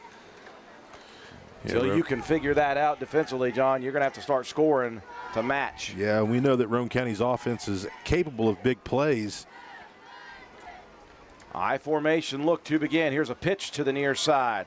That's Proctor. Brody fighting out towards the 40-yard line. He'll be down at about the 37. He's got something going on, John, with his shoulder. Yeah, after that first long run. He's been shaking that thing out. It's tough. You land on that thing, and as a back, you're going to get hit most plays, and you just got to tough it out, bite down on that mouthpiece a little tighter. He did a great job on the carry, though, 8 yards out to the 37. Proctor not sure where he's supposed to be right now. He'll be in the split back formation. Letourneau across in motion in front. Here's a quick hitter off tackle. That's Starcher. He'll pick up a yard, maybe a yard and a half. He'll be about a half a yard shy of the first. Now they're going to bump him back to the 38, so it'll be a full yard shy. 3.5 minutes and rolling here in the second quarter. Roane County. The opening drive was at the 1 yard line. They didn't score, 3 and outs. Made it down, didn't score again. Got a good defensive play and score, but I'll tell you what, Williamstown has scored fast 3 separate times. Proctor in motion behind. Greathouse going to keep it himself. He's got the first down. It was a nice, smart play call that time for the offensive coordinator. Just past the 40 on the carry by Jacob Greathouse, who does have a touchdown run. 1st and 10 from the 41 of Roane County. Double wing, double tight look. Proctor in motion, scissors. There's the misdirection carry. Letourneau, he's just so quick. And Letourneau breaks a tackle to the 35. And out of bounds at about the 30, down to the 29. Well, he worked his body to the point where he could break some tackles in the offseason, and he did there, and it sprung him forward for big yardage. Yeah, nice first down pickup for the Raiders. The clock ticking down, 2:55 left to go here in the second quarter. But a nice play by the sophomore running back. Pick up a 30 on that play. Inside the 30 at the 29. First down and 10. 20-7 the lead for Williamstown. Misdirection carry again. That time it was diagnosed. Letourneau stacked up at the line of scrimmage. Blake Brown was actually on a knee and was able to get a hold of Letourneau. They went right back to the well. That play worked the first time. Loss of about a half yard on the play. Second down and still 10 and a half. 2:15 to go here in the second quarter. 20-7 the score. Williamstown on top. Cooper Greathouse splits out to the right. Greathouse changing the play with 3 seconds left, and flags come flying in. Looks to be movement up front by the Raiders. We were trying to change the play. The clock was rolling down.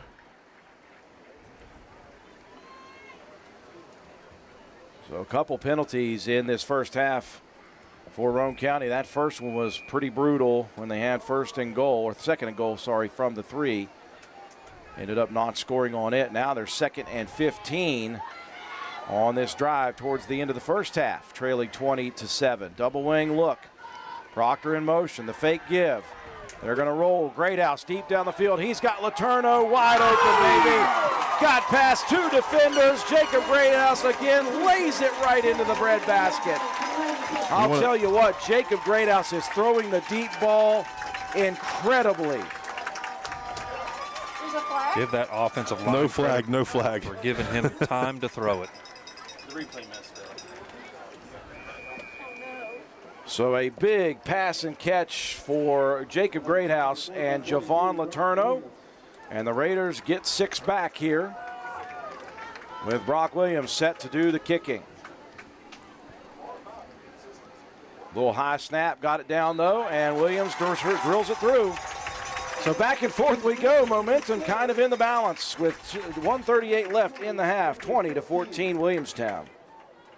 Stump's Funeral Home and Cremation has been in business since 1897. Family owned and operated for 6 generations, offering you and your loved ones services with dignity and respect. With 3 locations to serve your needs in Grantsville, Arnoldsburg, and Stump Maddox Funeral Home in Clendenin. We offer traditional funeral services, cremation, green burial, monuments, new sales and lettering of existing stones, military services, funeral pre-planning, and aftercare grief resources. Let our licensed professionals guide you through the difficult process of honoring and saying goodbye to your loved ones. Stump's Funeral Home and Cremation. Roane County gets one back on a big strike play. They've been methodical so far tonight, Matt, but that was one we saw from last week. Yeah, that was a really nicely thrown ball there by Jacob Greathouse. Give that offensive line a ton of credit, giving him time to throw it. 6-play drive, 71 yards, 3:12 off the clock. Greathouse to Letourneau, 35 yards, extra point good. 20-14 now, Yellow Jackets on top. Williams approaches, leg in. This one right towards the right side. Going to be Haynes looking for an open room to run, didn't have it. Gobbled up by the kick coverage unit. Gabe Deaver right there. The kamikaze. Well, it's not that Roane County has been stopped other than themselves a couple times here. It's can they stop Williamstown is the issue. The Yellow Jackets have been great in the first half. Only 1 punt, and that was way back in their own end zone that gave Roane County that opportunity for a score. 1st and 10 from the 31 of Williamstown. 1:35 left here in the first half. Shotgun for Allen. They're going to give it to Kerr. Somebody get a hold of that guy. My goodness, can he get out there quickly? Cooper Greathouse fills a nice lane and keeps that from being another touchdown on one play. Yeah, Cooper Greathouse with his 4th tackle. 5 on the carry, going with tempo here. Roane County trying to scramble to get back in formation. There goes Kerr again, 7 yards. Just chunking up this turf right now in the first half is Jackson Kerr, the senior. Letourneau makes the stop. Roane County trying to put pressure on the guys up front. They're moving Deaver around quite a bit. 57 seconds ticking down here in the first half. Trip set to the near side. That is the right side of the field. A single receiver on the left. Now they're going to bring Kerr back in motion. It's going to be Allen. He's scored on this play before, and he's got a big gain again. Something is not looking good for Roane County right now. They cannot figure this out. Yeah, they're bringing the receiver across in motion, and that's pulling the corner out, off that island, and they're running directly to that spot.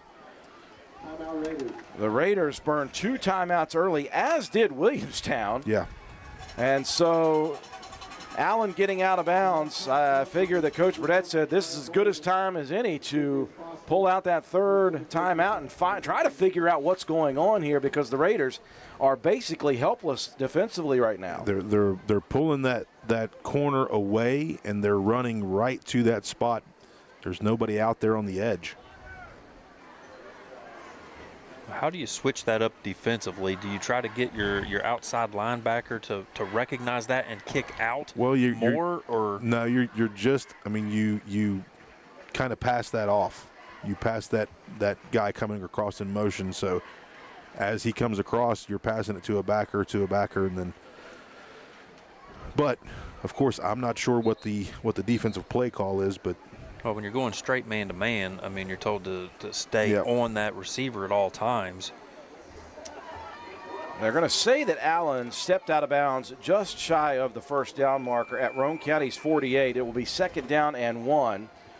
Roane County out of timeouts, 41 seconds left in the half. 1 timeout on the board for the Yellow Jackets. Trip set to the near side. Single receiver, actually a wing to the far side. Now here comes Kerr in motion across. The snap, the give. Kerr to the outside. Kerr, big yardage. Kerr, 10 more. Ooh, this is rough. Cooper Greathouse with his 5th stop here in the first half. John Kerr came in with 31 carries for 190 total yards. He may have that by half. He's got 163 right now. Just insanely good Kerr. And again, Roane County's not really close to him. Yeah. They're not getting close enough to him at the line of scrimmage at least. 1st down and 10 at the Roane County 40. I formation. They'll motion Haynes across. The give. Kerr breaking tackles. 7 more. Roane County, I've not seen arm tackles like this in a long time, John. They are not breaking down on Kerr. He is just running through it. And finally, the final timeout for the Yellow Jackets. 30 seconds left. We'll see if Roane County can somehow survive without a score. There is nothing to be confused about. Go to Willard Starchers for your parts, your welding gases, welding supplies, fire extinguishers, paint, antifreeze, oil filters, hydraulic hoses, and lots of other stuff you need. Open 7 days a week for your convenience. There is no confusion on where to shop. Need a battery? They have it. Propane? Yep. Paint for your car and equipment? Sure. Hole saw blades, jacks, and lots of tools? Absolutely. So why aren't you there already? They can't offer you a free ride to get there, but the coffee is always on for a free cup. Shop Willard Starchers, open 7 days a week. Dial 304-927-2520. Well, we're not sure what's going to bend first here, the time or Roane County's defense. They have really not been very solid here, especially against the running game with Jackson Kerr. That's the last timeout for Williamstown, though, with 30 seconds left. 2nd and 2 from the Roane County 33. Guys are getting coached up right now. They're going to move a couple of guys around here. Miller moves to the near side, and Kerr into the backfield. Now they're going to motion Haynes to the near side. They'll fake the give. Here comes the pass deep down the side. That's going to be way too strong. Allen released that one, and you could tell right off the bat that was going to be way too far for the intended target out there in Burgee. Yeah, Cooper Greathouse on the coverage. If he turns his head, he might spot that ball and have a chance at it. So a 3rd down and 2 now for Roane County. For Williamstown at Roane County's 33. 25 seconds left in the half. Twin receivers to the right. They'll motion to the right. Rolling to the right is Allen. Pumps. He's going to go deep down the field. Looking for a target. He's got his man. What a catch. My goodness, Haynes with a beautiful pull down inside the 10-yard line. Allen just dropped it in the bucket. A double move by Haynes. And I could see out of the corner of my eye that he got free. Jacob Greathouse trying to recover, got close, but couldn't get there in time. And it is 1st and goal for Williamstown at the 6. 18 seconds left. Allen from the shotgun. He's going to look to throw. He's going to look to roll. pressured, throws it back to the near side. There's nobody there. That's going to be a penalty for intentional grounding. That has got to be a penalty for intentional grounding. There's nobody there's not a white jersey on the sideline over there. Nothing? There is not a white jersey on the right side of the field. That's definitely a miss there by the officiating crew. Wow. The good part about that for Roane County is it took 6 seconds on the scramble. The bad part, it is still just 6 yards away. Kerr moving everywhere. He'll move over to the left side. Allen going to roll near side, extending the play, pumping, firing deep into the end zone. And how did that get through the Raiders? He threw that through 3 maroon jerseys. I saw hands everywhere, and it got through all of them, and it went right into the hands of the target. Wow. I thought maybe we picked that thing off, but it must have bounced off and went into the hands. Jenner Burgee, the one to catch the touchdown. I don't know how in the world it got through there. I have no idea. I thought it was going to be picked off for a second. Instead, another score for the Yellow Jackets. Roane County just helpless at the moment defensively. It has not been good. 26-14, Roane County struggling defensively in this one. When it comes to providing facility solutions and maintenance support to the industrial and railroad industries, as well as port and inland terminals and Department of Defense operations, nobody does it better than Air Production and Service, Inc. At APS, our team is dedicated to providing high-quality service, parts, and equipment for your air production systems. Whether you are in need of air compressor products or services, you can turn to our team with confidence. We have offices located in Jacksonville, Florida, Corbin, Kentucky, Pembroke, North Carolina, and Spencer, West Virginia, to expand our reach and make it easier for you to get the help you need with minimal wait or frustration. Contact us today to learn more about the different types of services and products we offer. Contact your local APS representatives, Mike and Michelle Spears in Spencer, West Virginia at 304-927-2550. Proud supporter of all Roane County athletics. Well, time did not run out on Williamstown. A miracle touchdown pass from Breck Allen to Jenner Burgee through 3 Roane County defenders. I have no earthly idea how it got in there, but it did nonetheless, and Roane County has given up 4 touchdowns to the Yellow Jackets in the first half. And Williamstown, by the way, has possession to begin the second half of play. Squib kick, kicked around by Roane County. Going back to pick it up is Starcher at the 12. Starcher, that is Cooper Greathouse. Cooper Greathouse, is he going to make it happen? Greathouse down the sideline, and here comes a penalty from the entire near side.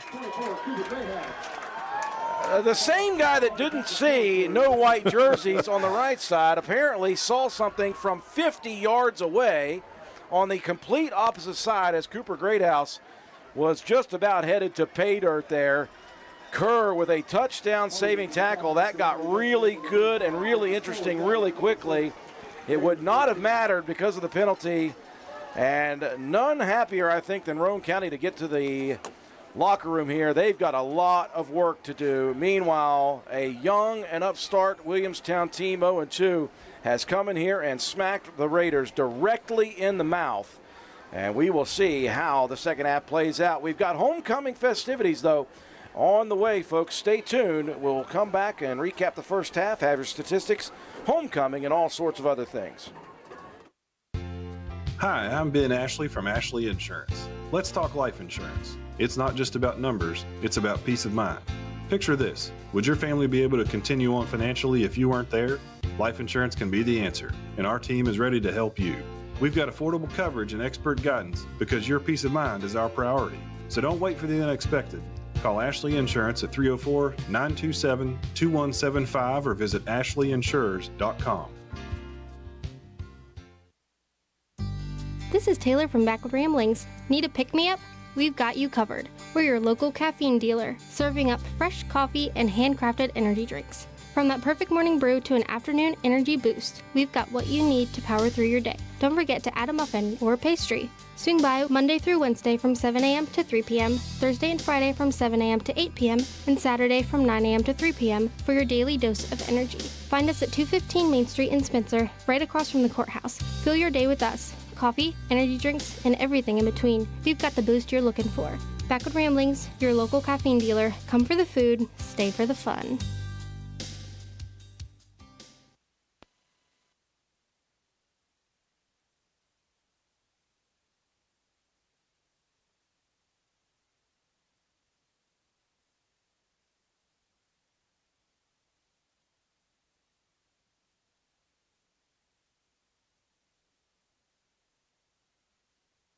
Test. Check. Ladies and gentlemen, please join us in homecoming court. Tonight, under the Friday Night Lights, we celebrate not only the strength and spirit of our team, but also the pride, leadership, and tradition represented by this year's homecoming court. These outstanding students have been nominated by their peers for their character, involvement, and school spirit. Let's give them a big round of applause as they take the field. Our first freshman princess is Sunny Miller. Sunny is the daughter of Elliot and Amanda Miller from Newton and Janice Smith from Looneyville. Sunny enjoys spending time with her family and friends. Her plans after high school are to attend college and become a lawyer. Sunny is being escorted by Levi Nichols. Levi is the son of Adam and Aaron Nichols of Looneyville. Sunny Miller. Our next freshman princess is Zoe Moore. Zoe is the daughter of Kimberly Moore and Michael Moore of Spencer. Zoe likes to play soccer, go camping, and hang out with her friends. She plans to go to college for nursing and then work towards becoming a pediatrician.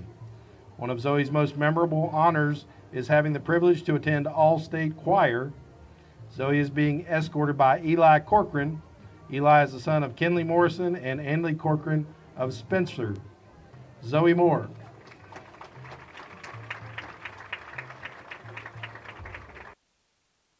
Our first sophomore princess is Chloe Gaynor.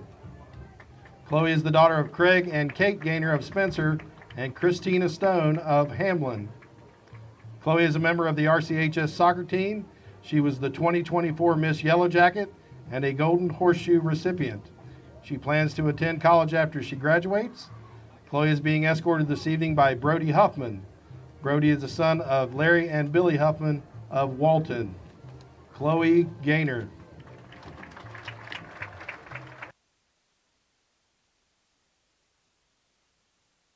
Our next sophomore princess is Amelia Pope. Amelia is the daughter of Scott and Joy Proctor of Spencer. She enjoys playing volleyball and basketball. After high school, Amelia plans to attend college to explore her career path. Amelia is being escorted this evening by Logan Beebe. Logan is the son of Mike Beebe and Emily and Frank Dona of Gandyville. Amelia Pope.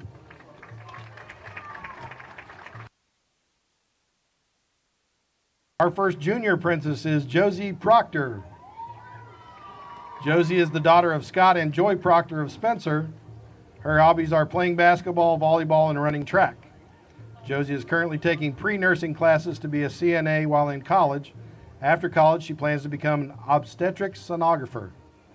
Josie says she enjoys spending time with her family and friends. She is being escorted this evening by Tanner Saunders. Tanner is the son of Jenny and Justin Saunders of Spencer. Josie Proctor.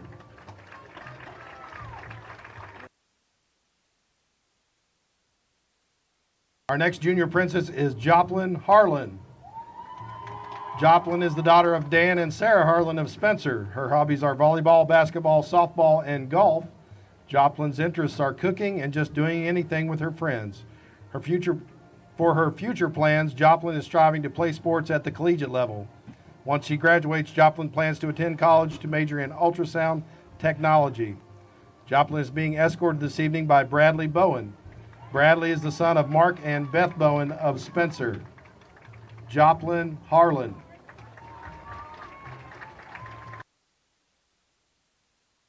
Now, please help me welcome the 2025 Homecoming Queen and King candidates. First, we have our first princess this evening is Casey Mace.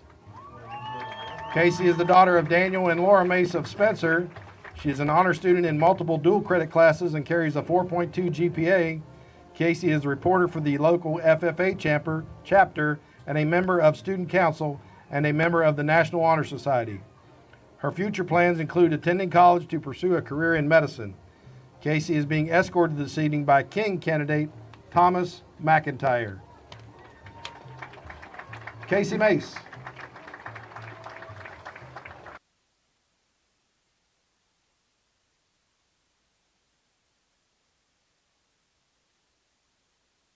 I'm sorry, we have more to say about Thomas. Thomas is the son of Tony and Ellen McIntyre. He is an aspiring lawyer who plans to get his bachelor's degree when he graduates high school. He enjoys public speaking and photography and is the current president of Student Council. He currently holds a 4.23 cumulative grade point average, and beyond school, Thomas enjoys reading, writing, and video games.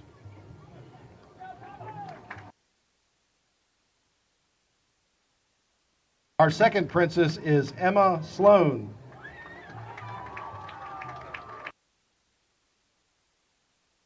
Emma is the daughter of Jeff and Melissa Sloan of Walton. Emma's hobbies include dancing at Shannon's School of Dance and working as a sideline reporter for WVRC 104.7. She is an honor student with a 4.2 GPA. She is the president of the Future Business Leaders of America, Student Council historian, and a member of the National Honor Society. Emma plans to attend West Virginia University to obtain a degree in sports and adventure media.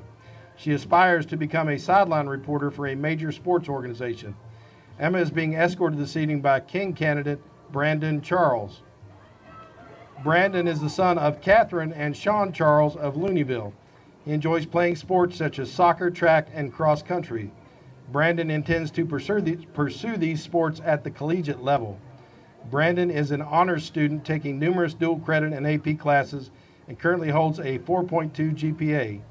He plans to attend college for something in film and multimedia. Emma and Brandon.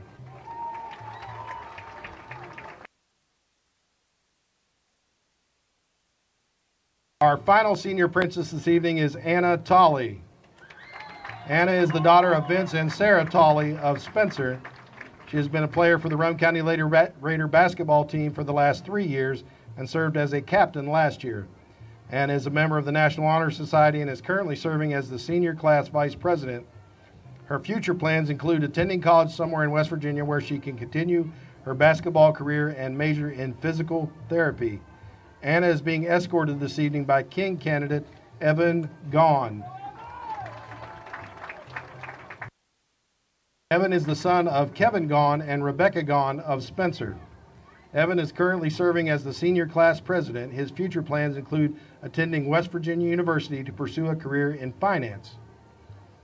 Our attendants this evening are Maddie Harper and Bo Perkins. Maddie is the daughter of Darius and Amanda Harper of Spencer. Bo is the son of Chad and Nona Perkins of Spencer.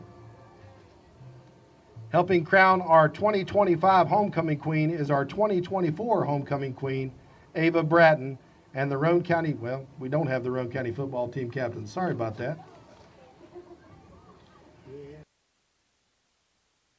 Ladies and gentlemen, it's now time to crown the 2025 homecoming queen and king. These students were chosen by their classmates for their leadership, school spirit, and positive impact they've made on our community. Your 2025 homecoming queen is Anna Tolley.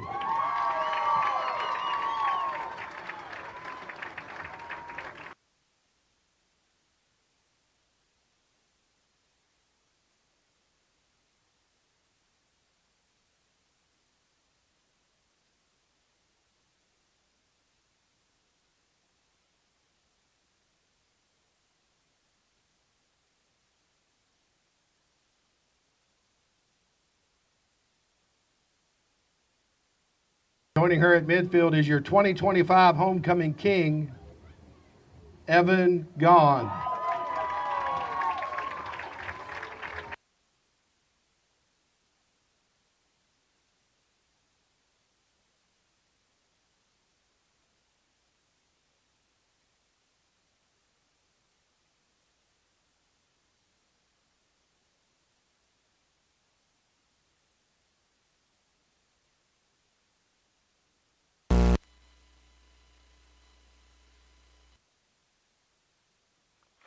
So there you have it, ladies and gentlemen. Our 2025 Miss Roane County Homecoming Queen is Anna Tolley, and the king is Evan Gaughan.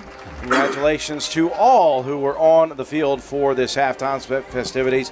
Congratulations to all who were chosen as attendants, and for the 3 princesses and the 3 young men with them. So that is the fun stuff.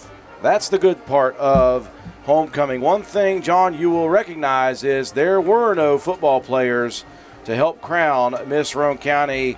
There's a whole lot of work to be done here for Roane County. The Raiders got the opening possession, took it right down the field with pretty much ease until they got to the 3-yard line. On a 2nd and goal from the 3, they had a false start penalty that moved them back to the 8. Never could get closer than the 1.5. So they turned it over on downs at that point. You think that's okay, our defense is pretty stout, we're going to hold them deep here and get the ball back. That is not what happened, and that ended up becoming kind of a foreshadowing, if you will, of what was to take place for the rest of the first half.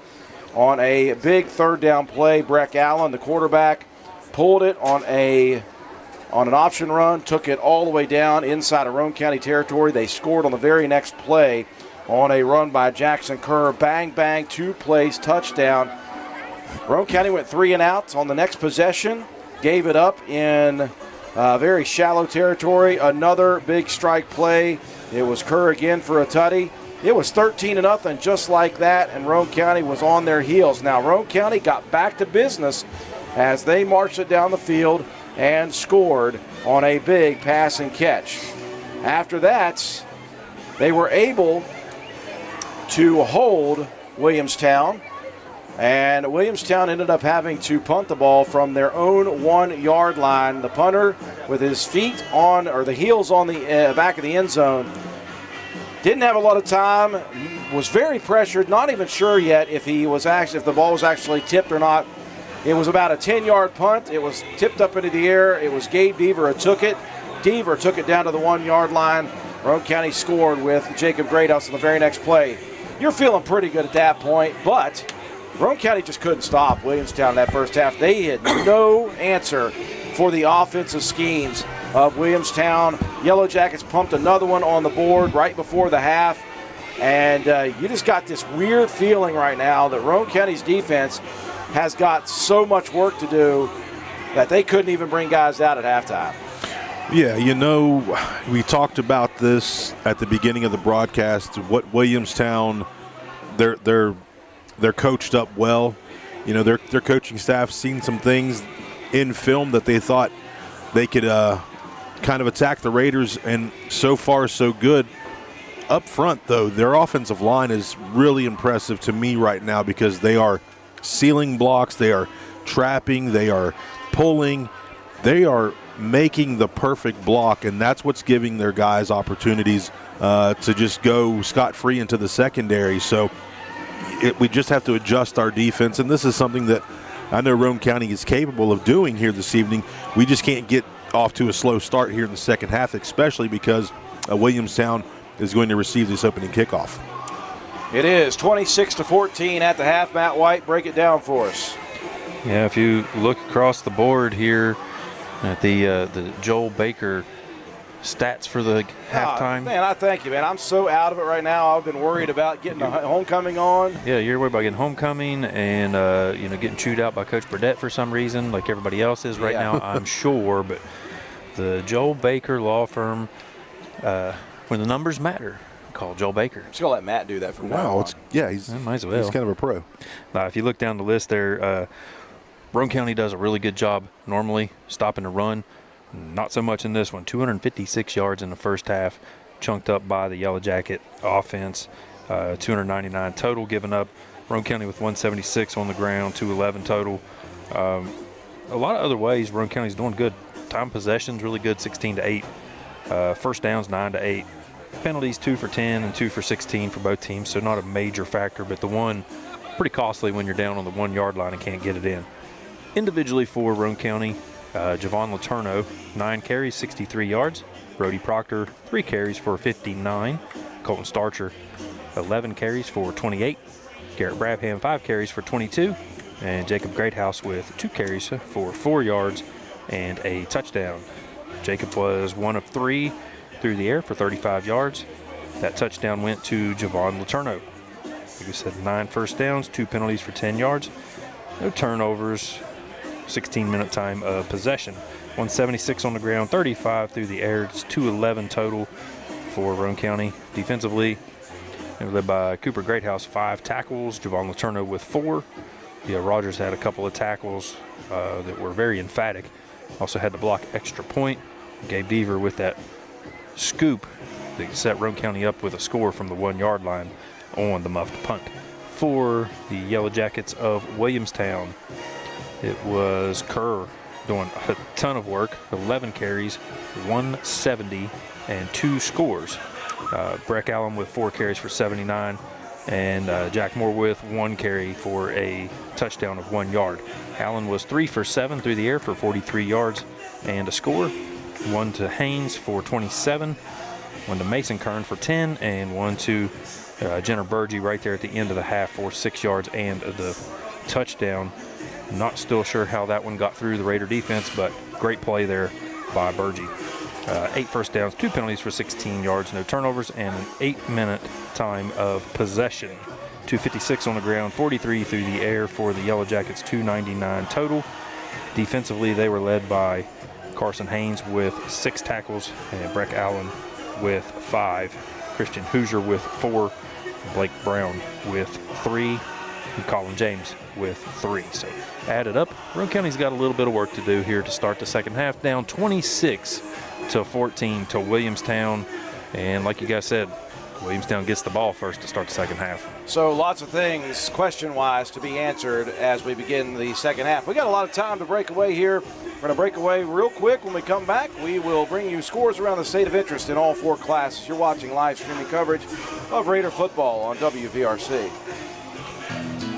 You work hard for your money, and lately the cost of everything has soared, making some of those dreams and goals even harder to reach. And at Bour Realty, we realize that. We understand that buying a house can be financially stressful, especially with all the hurdles lenders require. That's where we come in. With our small staff of 4, we offer you over 100 years of combined experience. We work as a group to get you closed and in your home quickly. We'll find creative ways when others may have given up to make your dream a reality. But most importantly, we remain your friend after the sale is complete. We'll continue to help you long after the deal is closed. And that is what we take pride in. It's more than just a job to us at Bour Realty. It's a job that we love, and we love the people who allow us into their lives. Buying or selling a home can be stressful, but not if you let Bour guide you. You work hard for your money, and how you spend it matters. Bour Realty, serving you since 1958. 304-927-3250.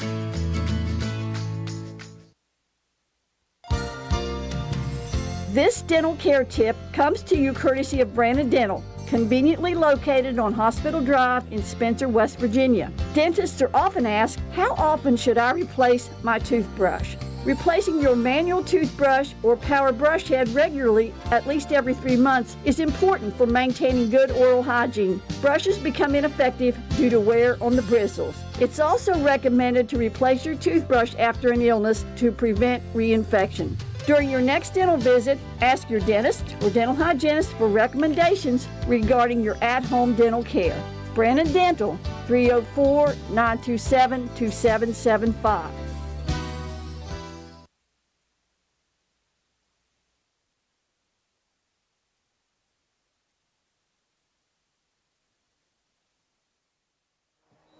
Getting set for the opening of half number 2. Lots of work if you're a Roane County fan. If you're Williamstown, you're excited right now because you're looking for that first win and you're looking for a big dog to do it against. So lots of things that Roane County needs to do. Well, we got a second here as they're going to put the 3 minutes back on the clock as we're going to take a look at some scores around the state, Matt White. I still don't understand why they don't just put 23 on the halftime clock instead of just adding 3. It's never made sense to me, but anyhow, look at the Quad A game here, big one. Game of the week is number 2 University up 28-25 on number 4 Wheeling Park. That one is in the fourth quarter. And it looks like Wheeling Park actually may have just gotten an extra point, 28-26. Close one there. All the rest of the big guys in Quad A doing work.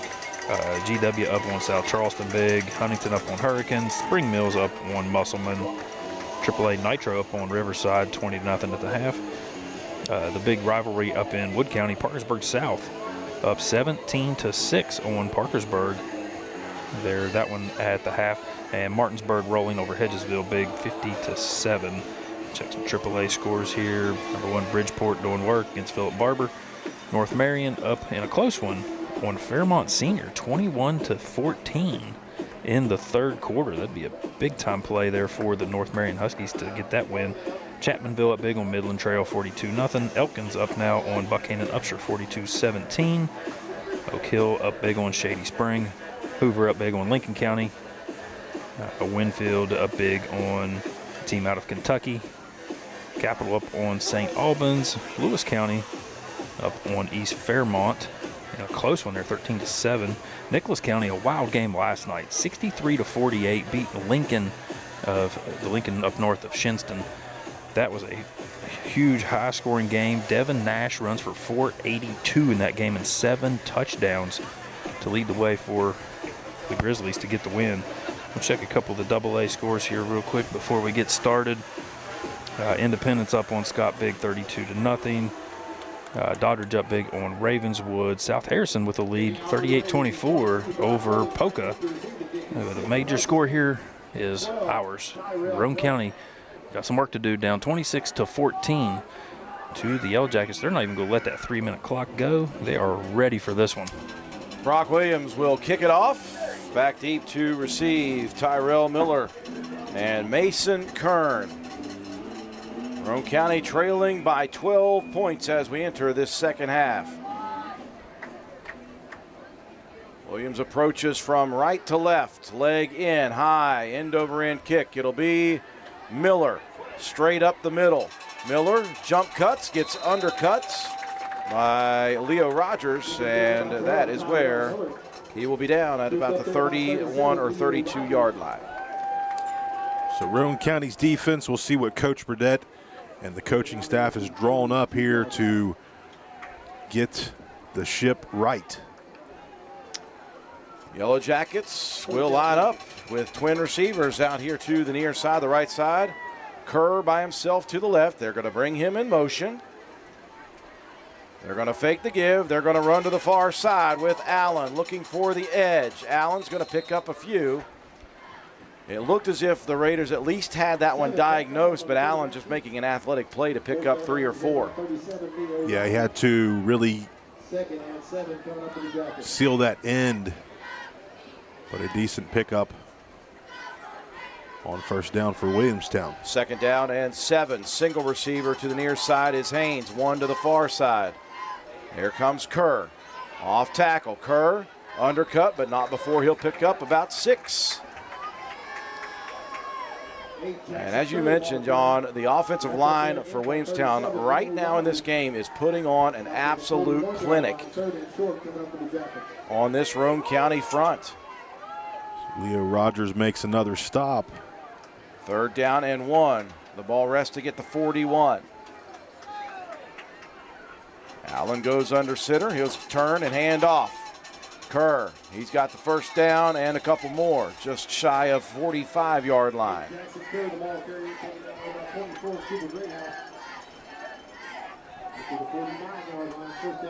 New set of downs for the Yellow Jacket offense as we open here in the second half. 26-14, Yellow Jackets leading. Roane County's defense settles in, and we can make some stops. We know what our offense is capable of doing on big plays. Single receiver to both sides of the formation. Going to be the quarterback keeper, Breck Allen. He's 5 yards down the field, and Roane County finally able to corral him. Chunks and chunks of yardage continue to be churned up by the offense of the Yellow Jackets. Ball resting shy of midfield at the 49 of Williamstown.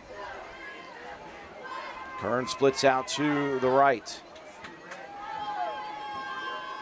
They'll motion Haynes across to the right. Hand off to Kerr.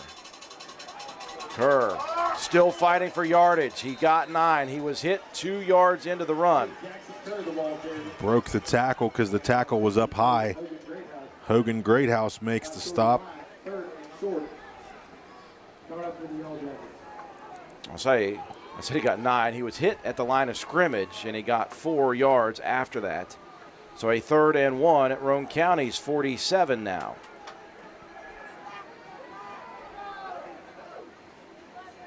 Quick hitter off tackle. That'll be a 1st down carry.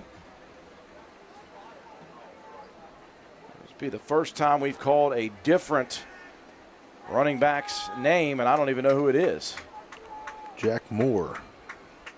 That's the fullback. He got the touchdown run early in the ball game from the 1. They're going to call for a measurement, it looks like. From our eagle eye vantage point, looks like that was a 1st down, but they will just double check it here.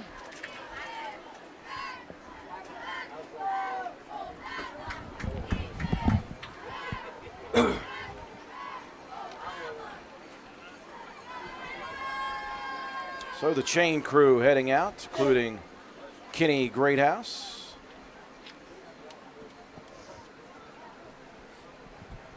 And that is a 1st down carry for Jack Moore. The drive will continue. They're now 3 minutes and almost 30 seconds in. And it's been 4 here, 5 here, 4 here, 5 there.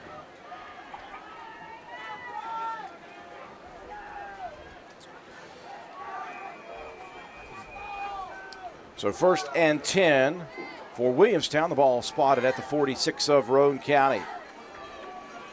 Yellow Jackets mixing up formations. They're in the I. Haynes across to the wide side in motion. The fake give. They're going to roll Allen. He's pressured. Tosses it up in the air. Everything working. Just everything working. Allen was pursued. He was hit. The ball just floated up in the air in the middle of nowhere. And somehow, someway, Burgee was the only one there, and he got to it. There was the pressure. You got what you wanted out of that defense, getting into the face there of the quarterback, Allen. But just pulling the old golden horseshoe out on that one. That was a duck up in the air, and it still came down quacking. 5 on the pass and catch. Penalties coming in here before the play is snapped. And a false start on the Yellow Jackets. So the first negative part of this drive. See the Raider defense, they're talking amongst each other. There's some movement with the backers trying to get themselves fired up and stay in this ball game. Well, you know, Roane County can be opportunistic. Williamstown has had turnover issues. If you can get one, if you can slow that momentum. Allen goes under center. He's going to turn and give. That's Kerr. Roane County finally stuffing the hole and keeping Kerr from getting going. Quentin Cooper and Brody Proctor in there to make the tackle. That was a nice play by the guys up front. You know, Williamstown's been impressive on the offensive line. Now it's time for the big guys up front for the Raiders. Looks like Wyatt Greathouse is in at the nose guard, so they're moving Deaver out. 3rd down and 10. 3 receivers split here to the boundary side. Now here comes Kerr in motion. They'll fake the give. They're going to look for the out route, and there's Colton Elliott doing it again, folks. He did it last week against Clay County, and he has got the leaping abilities. Yeah, he's put some work in the offseason. He must have been hitting the Super Cat for all you guys that's way back. Oh, man. Like we are. Back. He's got the ups, gets his hands up, and bats the ball down. They were trying to set up that screen, but a great recognition. Now it's time for Roane County to get the ball. Mason Kern will punt it away from his own 40. Leg in, high, end over end kick, lands at the 20, takes a sideways bounce, then backs up a little bit, and then goes forward to the 20. So that's where it will end up. And Roane County, although it didn't look very pretty to begin with, able to manage to stop Williamstown to begin the second half. We'll see if that builds some momentum here on Roane County's side. They'll get the ball back with 7:24 in the quarter, so a long drive fizzles out for the Yellow Jackets. Now Roane County offensive line gut check here to give our backs a chance to get a big play and maybe into the end zone. Raiders going to stick double wing. They'll motion Starcher behind. Here comes the scissors. Misdirection carry. Brabham. No, that's Proctor to the outside, and Proctor picks up a big chunk of yardage, nearly 10, maybe 9.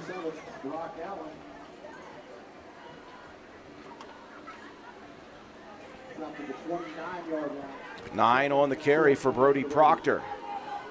Steps out, so the clock does stop.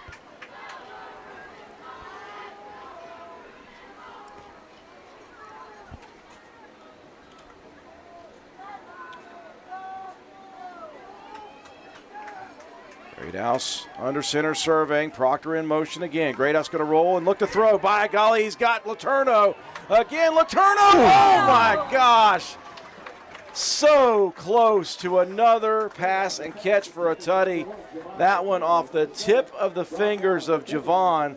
Greathouse threw another beautiful pass.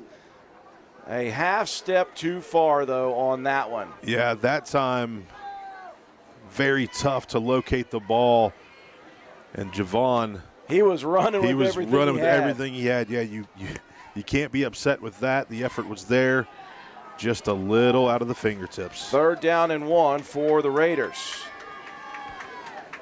And again, Williamstown respecting only the run here. They're loading the box. Starcher keeping 2 hands on the football and shows the muscle to get that first big play. Jack Moore for the Yellow Jackets to make the stop, but a first down picked up.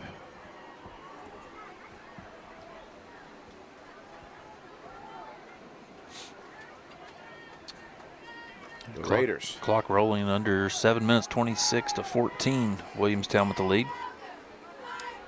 This is seemingly a very fast second half. Proctor looking for some open room to run. Ball comes loose. It's down on the ground, and it is a turnover. Tough.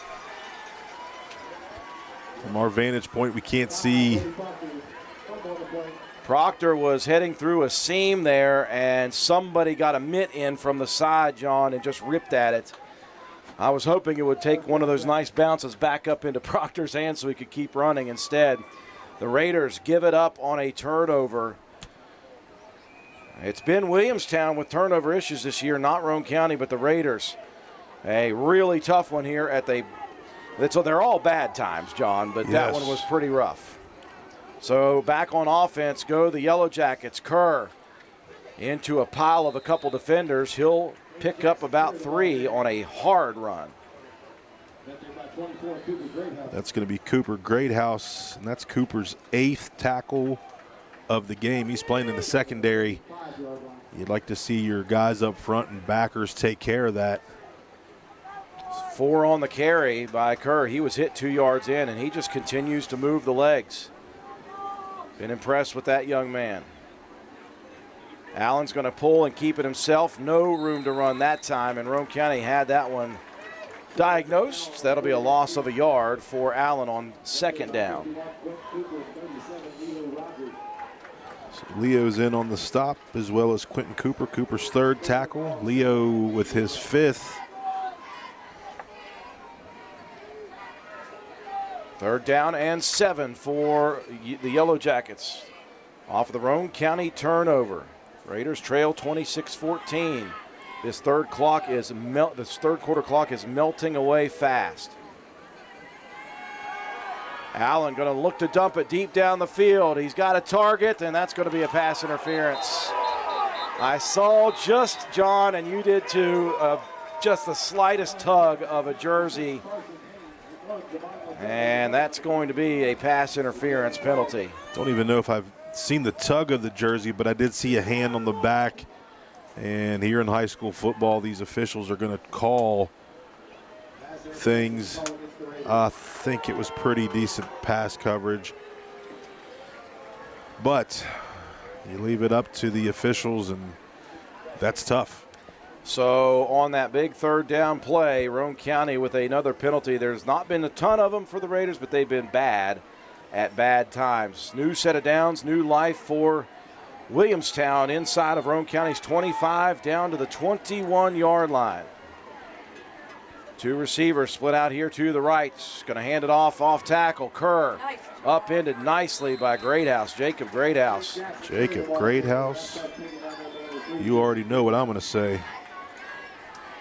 That guy came in like a missile and did the proper form tackle for the takedown.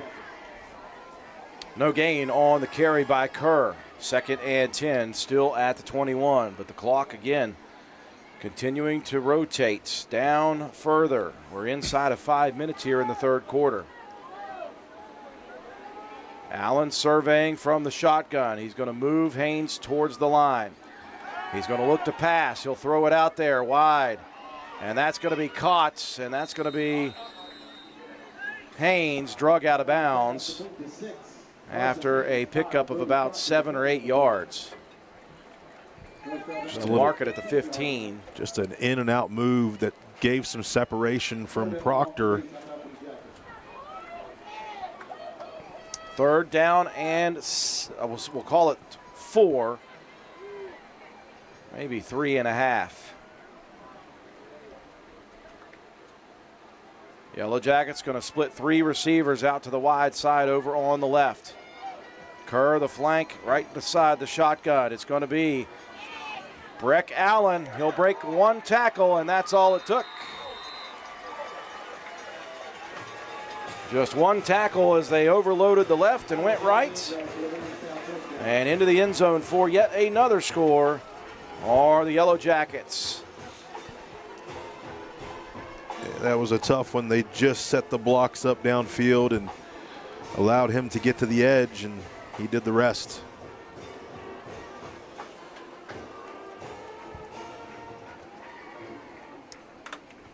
Looking to go for 2 now to make it 20 full. Allen's going to move Kerr towards the line here in the shotgun. Going to fake the give. It'll be Allen calling his own number and does not make it in. So Roane County holds a 2-3 on the scoreboard, but it is 18 the lead, and Roane County has got to get things going. We'll see if they can after this. Score big this fall with GoMart. Every Saturday through the end of October, GoMart Rewards members earn triple points on all purchases. And while you rack up on rewards points, be sure to scan the QR code in-store for more ways to win. Each scan is a chance to score the ultimate tailgating package with a $200 GoMart gift card, tailgating supplies, and more. GoMart is your hookup for the football season. Visit the GoMart app or GoMart.com to learn more. GoMart is the official convenience store of WVU Athletics. Well, Matt White, the Raiders got a small glimmer of hope there after giving up some big yardage on the first series. Out of the half, Roane County able to hold. They got the ball back, started moving, but then that ever awful turnover bug hit Roane County at a terrible time, and then Williamstown wasted no time to capitalize on the turnover. Yeah, took a 6-play drive, 39 yards, 2:07 off the clock. Breck Allen with a 15-yard touchdown run. That carry puts him over the century mark. Gets into the end zone, 2-point conversion, no good. Roane County, the hole's getting a little deeper, 14-32. He's got a little bit of room to go. Hoops launches into this one. It'll be Letourneau from his own 7-yard line. Javon straight up the gut. Javon jumps off a defender. Javon is loose into the secondary. Javon drugged down at the 36 of the Yellow Jackets, and Javon Letourneau doing big work. Somebody for Roane County is down, though. Brody Proctor.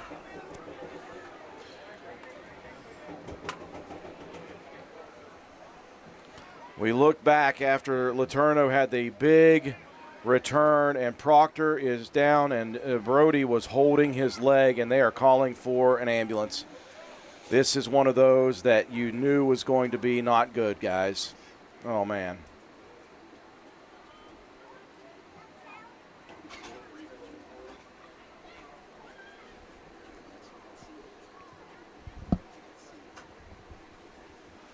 Now, the way this game has gone, it's been a tough road here for Roane County, and this is absolutely the worst case scenario to have a young man go down. Yeah, and it was immediate, guys. When you look back, you saw Richard Greathouse, the teammate, turn to the sideline and scream and start yelling, come out here, and immediately they're calling for the ambulance, and they're going to get Proctor up and off the field here. Hate to see this in any form or fashion in any place, but folks, we're going to break away here, and we're going to check on Brody Proctor. Obviously a serious injury here, folks. We'll break away.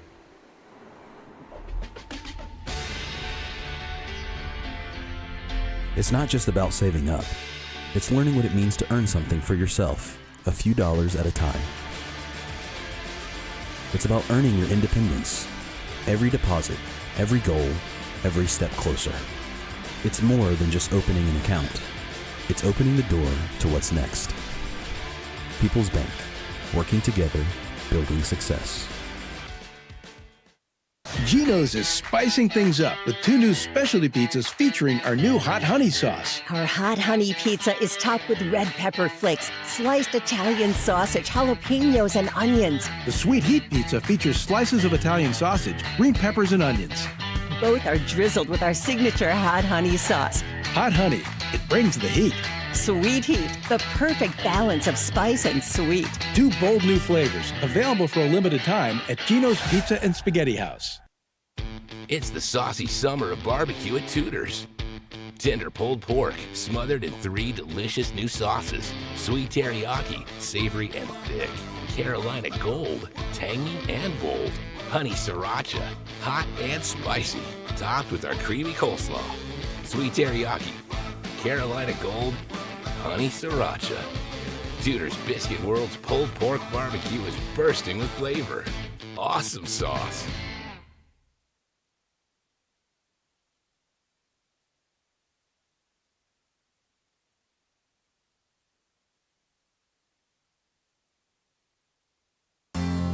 Fall sports are back, and so is that hometown pride we all love. At Calhoun Banks, we're proud to support our local community's athletics, and even more proud to support all of you. Whether you are applying for a loan, opening a checking or savings account, or taking advantage of one of our many services, we're here to make things easier. Join a team that's been trusted for generations, 125 years strong, and still your go-to local bank.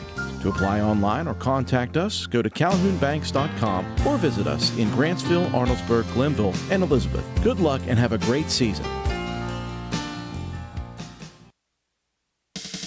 Carpenters General Store in Spencer has been saving you money and giving you the best selection in Roane County since 1996. We have an amazing selection of domestic, import, and craft beers, ciders, and wines at the absolute lowest prices anywhere. And if we don't have it, we'll get it for you. We have a sporting goods section with all the right fishing gear, locally crafted lures, and live bait. And we also carry a great selection of firearms and ammunition. And once again, if we don't have it, we'll get it for you with the lowest prices guaranteed. We're open Monday through Friday, 7 a.m. to 8 p.m., Saturday, 8 a.m. to 8 p.m., and Sunday, 9 a.m. to 7 p.m. So come see us at 746 Arnoldesburg Road in Spencer. It's a convenience store with a whole lot more. Stop by Spencer Cashsaver to check out our fresh produce, quality meats, and our new grab-and-go deli sliced meats and cheeses. New 2-week ads start every other Thursday with the best prices for your budget. Save money and shop local at Spencer Cashsaver. Circle S Farmers Market is now grillin' and chillin'. Located at the Y in Arnoldesburg, Circle S Market is already well known for having the area's best loaded subs and wraps. And now we are serving hamburgers, hot dogs, steak subs, hand-breaded chicken tenders, and much more on our grill. Follow us on Facebook for more daily specials as well. All of our beef is locally sourced, so you are getting the best quality food. Looking to host an event? Let Circle S Farmers Market hook you up with our fresh-made deli platters, meat and cheese platters, veggie platters, or create your own. Just try us once and you'll become a repeat customer. Stop in and order or call in your order for pickup at 304-655-8055. That's 304-655-8055. There truly is a little something for everyone at Circle S Farmers Market and more. Stop by at 10351 South Calhoun Highway, Arnoldesburg at the Y or call us today. We apologize, folks, for being in a long commercial break here. We are still checking on the status here of Brody Proctor, Roane County's junior player. It was a kick return play.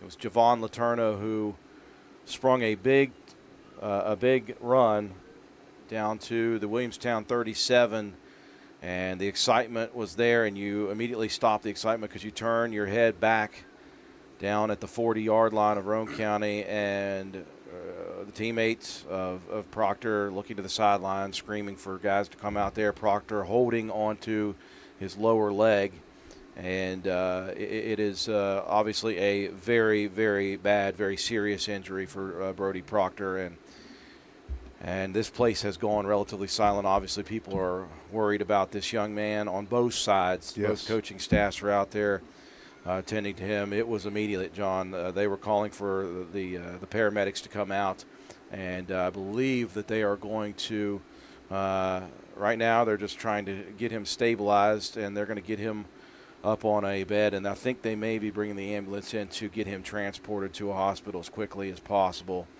Man, just that certainly does put things into perspective immediately when you're talking about high school sports and you're so excited and thinking about how do we come back. This is tough, all this stuff, and that all just goes away in the blink of an eye when someone is down on the field, whether it's your team or not. Yeah. And Proctor is obviously a huge part of this program, as are all the kids. But as far as being on the field, he rarely comes off the field, and so this is a big blow to the Raiders. Yeah, but you can see how important this group of kids are. Everybody together, they put a lot of time in together, and see the love for each other, and everybody down there on that sideline's worried, as well as everybody here in the stadium. We obviously do not know exactly what the injury is. We do know it's a lower leg injury. We do know it is extremely serious. Again, immediately it was everybody stopped the excitement and everybody looked back, and then the scrambling took place. Obviously they got the paramedics running out on the field quickly, and now the ambulance service is on its way. So hopefully they can get Brody. Hopefully they can get him up on the bed, get him into the ambulance, and get him transported and start working on getting him treated in whatever shape that takes. Just absolutely hate to see this anytime ever for any young student athlete. What a wonderful young man Brody Proctor is, and this is obviously, as we said, something very, very serious. We won't even tend to try to speculate on it or what that means for Brody Proctor's season. We just hope that he's okay, and that's all we're hoping for right now. Yep. Folks, we're going to take it away. Once again, we'll send it away to our sponsors. When we return, we will try to get back to the ball game here in just a bit. Stop by DND Motors for great deals on used cars. We have an incredibly diverse and continuously growing inventory to choose from, with many makes and models at price points that anyone can afford. D&D Service Department also offers oil changes, tire rotations, and other maintenance on your new purchase. Call D&D for your next service appointment. D&D Motors, located at 276 East Main Street in Spencer. Stop in and see Dan or Donna for your super deal today. Open Monday through Friday, 9 a.m. to 6 p.m., Saturday, 8 a.m. to noon, and closed on Sunday. D&D Motors, call 304-519-2157.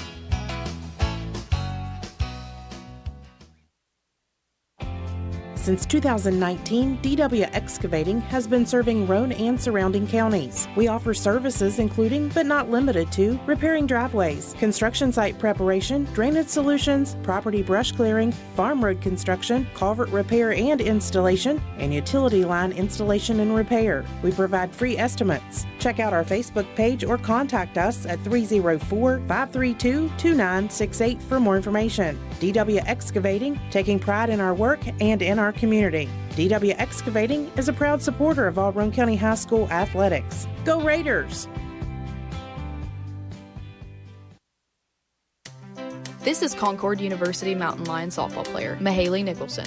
And this is her totally more talented little sister and current Lady Raider volleyball and softball player, Marissa Holcomb, taking over the advertising for our Papa Eddie and Environmental Compliance Incorporated. Wait a minute, this is my ad. Not anymore, Mahaley. We've retired you. Since 2016, ECI has provided West Virginia with top-notch service for both home and commercial needs. We pride ourselves on working closely with our clients to ensure that the projects are completed in a timely manner and that customers' expectations are met or, in many cases, exceeded. Regardless of the job size, we have solutions for everyone. We specialize in septic systems, brush removal, dirt work, asbestos removal, and more. Check us out on the web at eciwv.net or contact us for a quote at 304-532-7653. Fax number 304-532-7653. Environmental Compliance Incorporated. Eddie Nicholson, owner, WV Contractors License 055775.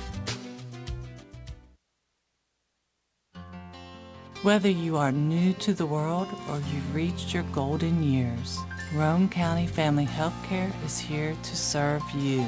Hello, I'm Dr. Maria Kessel, inviting you to make an appointment at Roane County Family Healthcare. With 20 years of experience practicing medicine in our community, I made the decision to partner with Roane County Family Healthcare. I am confident that together we put the health of you and your family as our first priority. Roane County Family Healthcare is passionate about serving the families in our community.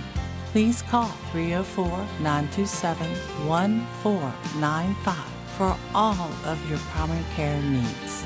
Roane County Family Healthcare. Health and wellness for the whole family.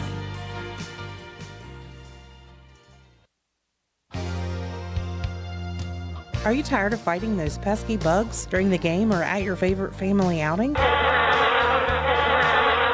Worry no more. Avon's Bug Guard offers powerful, DEET-free protection without chemicals that feel harsh on your skin and gentle enough for the entire family. Their unique formula repels mosquitoes that carry the West Nile virus, deer ticks that carry Lyme disease, and so much more.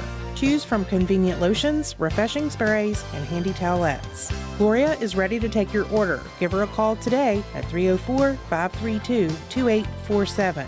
All payments are due when placing orders. Gloria Mann, Avon Independent Ambassador, 304-532-2847, or online at www.avon.com/repstore/gman7179. We welcome you back to County Stadium in a delay, obviously, with the injury to Brody Proctor. Proctor is now being put into the ambulance. Obviously, if you are just joining us, just a lower leg injury. We don't know exactly what. We just know that he went down during the kick return, and we were trying to see if there was anything on the film. We won't show it. We don't know if it was a contact injury or just one of those other freak injuries, but we just do know that when he went down, when we look back, he was holding his lower leg, and obviously it was extremely serious immediately. And so they've got Brody back into the ambulance. His team running out there when they got him up on the stretcher and just hopefully giving him some love, some thoughts, and some prayers. We also invite you to please pray for Brody and his family, because these things are never easy, you know. It's never easy. You know, it's a part of sports in that there are bumps and bruises, there are injuries that happen. You always hope that it's just something that you can put ice on, but yeah. When you see something like that, you know it's more serious. And so you know that it puts a perspective onto a ball game very, very quickly, as it will here. And then as Brody goes and gets treatment for whatever it is, and now you think on the sidelines, well, both sidelines, having to reset your brain and get back into a game that is, you know, violent and intense, and it's never an easy thing to do. No, because you're shaken up, you know, not only for your teammate, but you know, it just takes the wind out of the sail of the whole entire stadium, and you kind of hold your breath on every play from here on out. And you know, we are praying for you, Brody, and looking forward to seeing you or getting you back with the team. But, man, I'll tell you what, really awesome when he was, being put there in the ambulance. Just everybody on the team ran out there to show him some love. So just a tough deal tonight. Yeah, so while Proctor is being fastened into the ambulance, you look down on Roane County sideline, and you've got Coach Paul Burdett, his entire staff, and he's got his guys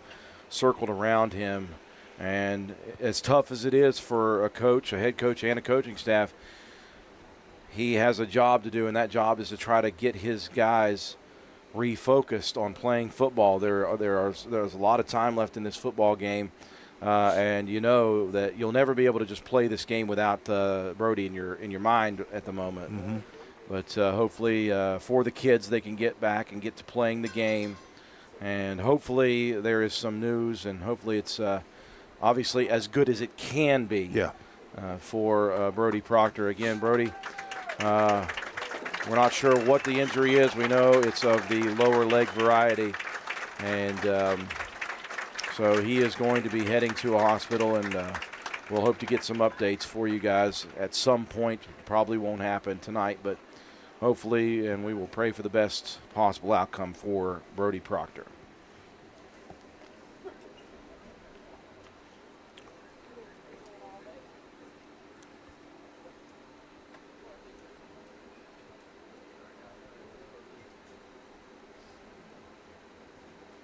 Again, obviously, you hate to see that for anybody. You hate to see it for the teammates and his family, his parents, of course, out on the field with him. I think his dad may still be in the ambulance. His mom's going to take the family, and they're going to head out and go be with their son for tonight. Never the outcome anybody wants for a Friday night football game in high school.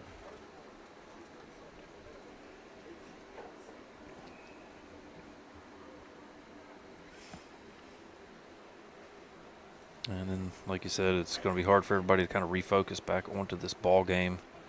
It has been a good game. As we sit, it's 32-14, Williamstown with the lead. That injury happened on a kickoff return for Roane County. Again, the Raiders trying to kind of even keep pace as best they can to cut this lead back down to a two-possession ball game. And it was great momentum built up there with Javon Letourneau's kick return. And the Raiders, again, they've got a job to do here. And they'll do it with heavy hearts as they see their teammate being driven off the field in an ambulance. Not obviously what anybody wants to see. But Roane County will try to refocus here with 4:22 remaining in quarter number 3 as they trail 32-14. And we will try to refocus ourselves as well. Yeah. It's always tough. You know, these are our hometown kids. We see them every day. We know these kids. Tough on us to try to refocus as well. We'll do the best we can.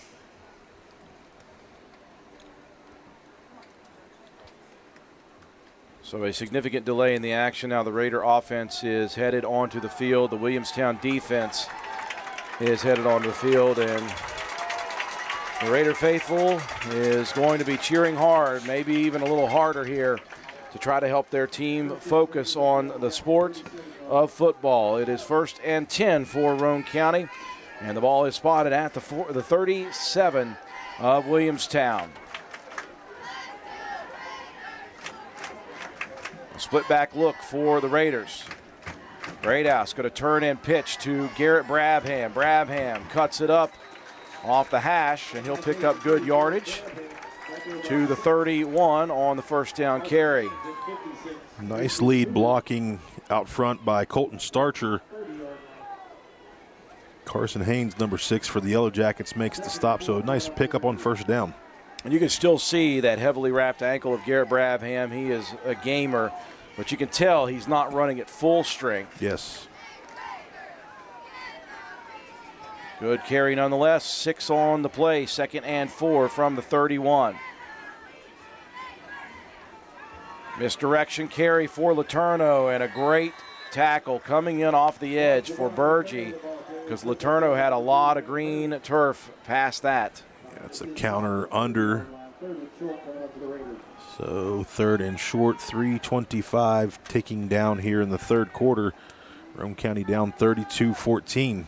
Single yard on the carry, 3rd down and 3. The line to reach is the Williamstown 27.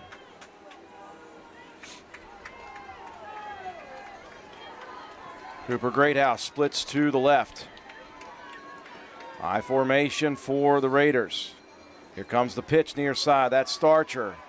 Looking for room to run, doesn't have much. Still fighting to get what he can. He'll get back to the line of scrimmage no more. It'll be 4th and 3 now for Roane County's offense. Colin Jones makes the stop for the Yellow Jackets.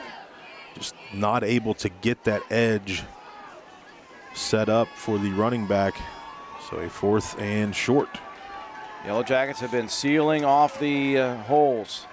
Double wing, hard count. They got somebody off balance there, I believe off the end is Hoops, and that will give Roane County the freebie. Seen that for years now here at Roane County. Well, I like that because you sent a guy in motion and then the hard count. That was a nice play call there.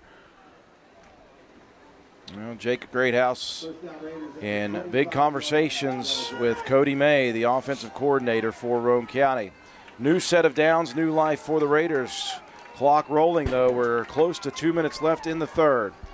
Raiders are going to spread a receiver to both sides. Greathouse near side, Letourneau far side. Here's the fake, the roll, backside, look over the middle. Greathouse wide open. That is Jacob DeCooper, and Greathouse threw it on a bead. I'll tell you what, Greathouse has thrown the ball well this year. He absolutely has. Went to basically his second look because you had Letourneau out there on a one-on-one. Nice recognition by the senior quarterback. 1st and 10 from the 13 of the Yellow Jackets for Roane County. Double wing, double tights. Motion Letourneau, the give. Nope, yep, it is the give to Letourneau. Waiting patiently to try to find an opening. Doesn't. Spins off a tackle, was headed to the house. And the sideline official calls the play dead. And I got to say, that guy's been picked on the sidelines. He has earned it. You might want to flip sides and go to the other. You can see certainly earned it. He was stood up, but he was able to spin free. Oh, wow. They called forward progress right there. That was a little bit early, and I can say that because I'm a Roane County fan. If you're over in Williamstown, they're saying, why? Blow the whistle. Letourneau picks up 2. Raiders, they're going to have to hurry. 3 on the play clock, having trouble getting set up, and they're going to have to burn a timeout. And I think that's a smart idea. Don't try to run it. The last time the Raiders did early, they didn't get it done well. So we'll take a break as Roane County faces a 2nd and 8 here late in the third. Go ahead, car. Make my day. Do you have one of those intermittent electrical problems that no one can find? Let Groves Auto Service in Arnoldesburg, West Virginia diagnose and fix that pesky problem for you. Call Groves Auto Service for an appointment today and we will get to the bottom of it. Call 304-655-6765. Groves Auto Service, and don't forget to check out our Facebook page.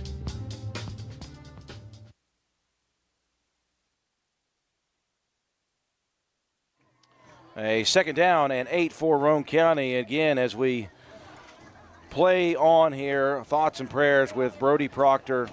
A nasty leg injury. We don't know the extent of it or what it is, but we know it's bad, and we hope that the best possible scenario can be had. Roane County getting back to play here, and they've made a couple of good plays here. A great pass and catch from Greathouse to Greathouse, Jake to Cooper. And Roane County has it deep in the territory of the Yellow Jackets, although we've had it here 3 times now, and 2 other times we didn't score. Yeah. So finishing drives is an important part of this comeback attempt for the Raiders. Greathouse will go under center. Letourneau motions across.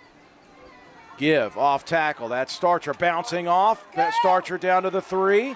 Still pushing, and finally the whistles come in. And Starcher with a healthy run that time. He was really mad. Yeah, he took on some contact, and those guys are trying to tackle him up high. It's not going to happen. So a good carry on the second down play by Colton Starcher brings up a 3rd down and 1. They'll spot him at the 5. I thought he might have gotten to the 4. The yard to reach is in between the 4 and the 3. Letourneau splits wide to the right. They'll motion Rogers to the left side. They'll go with a heavy look. And at the point of attack, Roane County unable to get anything. And that will be the final play of the 3rd quarter. 1 to go. Roane County's got a lot of work to do, and they are knocking on the door on a 4th and 1 when we return. Here in Roane County, farming isn't just work, it's a way of life. At Harden Insurance Agency, our family knows what it means to protect the land, the livestock, and the legacy you've built. As an independent, family-owned agency, we'll find coverage that fits your farm, your home, and your future. Stop by our office at 415 Main Street or call 304-927-2500 for a free quote today. Harden Insurance Agency. Coverage you can count on, savings you'll appreciate. We welcome you back high above County Stadium here in the press box. It's been a tough night for Roane County. The 0-2 Williamstown Yellow Jackets, we said, and I think everybody knew that 0-2 doesn't mean anything. But what we have seen is Williamstown upping their level of play from the first 2 games. They have not turned the ball over.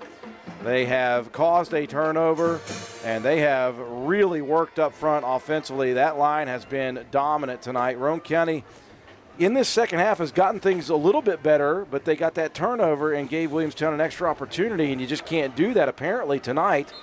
So Roane County has 1 quarter with which to work, and they trail by 18, and they've got a 4th down and 1 from the 5-yard line of the Yellow Jackets, who have held Roane County 3 of 4 times in the red zone tonight. Yeah, that's just something you are not used to if you talk about Roane County's offense, their big play capability, or they can drive the ball down and score. You have to tip your cap to the Yellow Jackets defense. They're just playing great assignment football. So we'll see if the O-line for Roane County can do it for us one more time. They'll need 1.5 yards for the first down, 5 to put a score on the board to start this 4th quarter. This is as crucial a play as you can get in this moment if you're Roane County looking to try to make a comeback. I formation. Greathouse will motion Rogers. He'll turn, he'll fake the give, looking for the delay pass. It's not there. Greathouse rolls, pumps twice, finds his man in Cooper Greathouse. He waited, and Coop put the brakes on, and flying by was his defender, and Greathouse connects once again.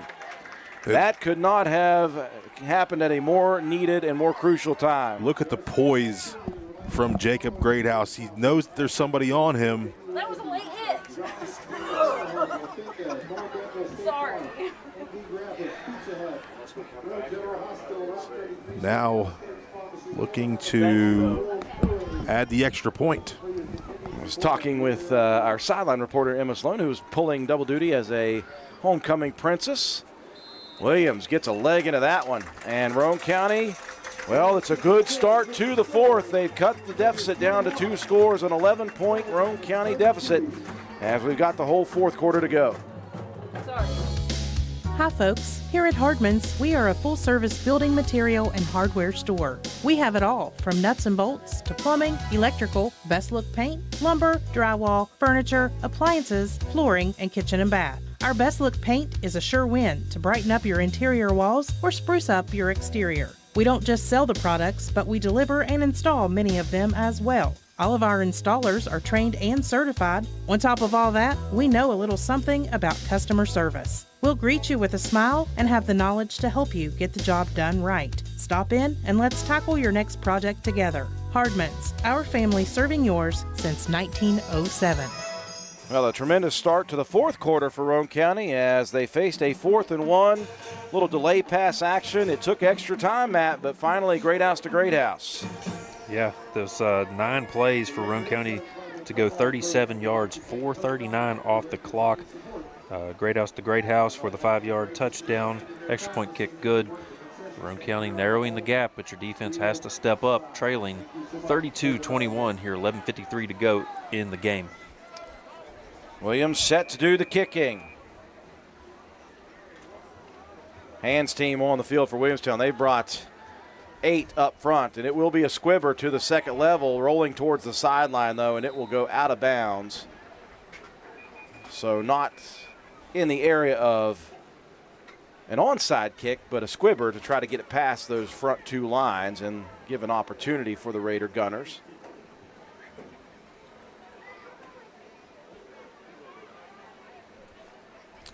So the defense, it's on you for Roane County to stop this offense. Well, John, now would be a good time to have that ugly turnover bug rear its head for Williamstown. Yeah. They have not turned it over after turning it over 7 times in the first 2 games. 1st and 10 from their own 39-yard line. Trip set to the left. Allen's going to keep it himself off tackle. Roped down after a gain of about 3 yards. Evan Greathouse on the stop.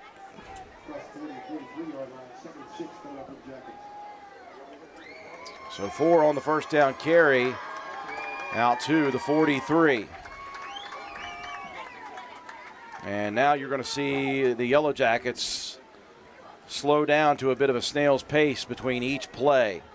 Single receiver split to both sides. Shotgun with 2 running backs, 1 on either side. That's Kerr breaking tackles. Kerr looking for extra space. He'll be run out of bounds. Not before he'll pick up huge yardage again. He has been a killer for Roane County. Just absolutely has run roughshod over the Raider defense. Yeah, arm tackles not going to cut it.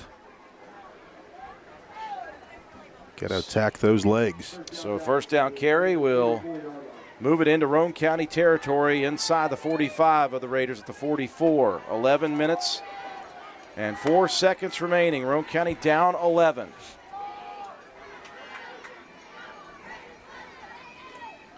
It'll be Allen calling his own number, bouncing it to the edge. Now cutting it back up. 4 on the first down carry. Those are just things that it's been frustrating tonight to watch. Roane County giving up 4 or 5 yards a chunk, especially on those first down runs. Leo Rogers making the stop for Roane County. That's his 6th tackle. He's had a good game defensively. You're seeing a rotation here. Logan Wilson's going to check in, give Brabham a breather. Ball spotted at the 40-yard line. 3 receivers coming here to the left side.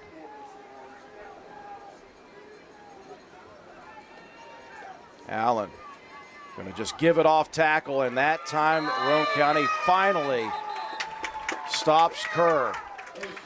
Wyatt Greathouse getting a chance to get in the ball game in the second half, and he has made some money.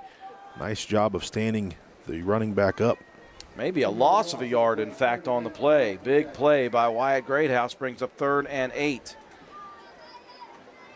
You think back as we were talking when Roane County scored of the other trips inside the 10-yard line that didn't come to fruition, and we're down by that many. Yeah. We're down by that many scores. Something that we're just not used to seeing. Roane County not finishing off drives. 3rd and 8. They're going to motion Haynes across. They're going to give it to Haynes. He is bunched up with a lot of pressure, a lot of Roane County jerseys attacking there. Quentin Cooper, the first one to get there. That'll be a big loss. Quentin Cooper showing some emotion on the play. It was a great tackle. He's coming from the defensive tackle spot. Watch him follow the ball. Could have been offsides. I was going to say, I think Roane County got away with an offsides there. Yeah, they'll flag us later for that, Joe. What is it about the far side officials? The one on our side is non-existent half the time. I'm kidding, guys. I'm joking. I'm joking. Sometimes truth is said in jest, I hear. Yellow Jackets going to let the clock run all the way down and decide on this 4th and 10 And we will take a break with them. 8:48 left. Roane County trying to mount a miracle comeback.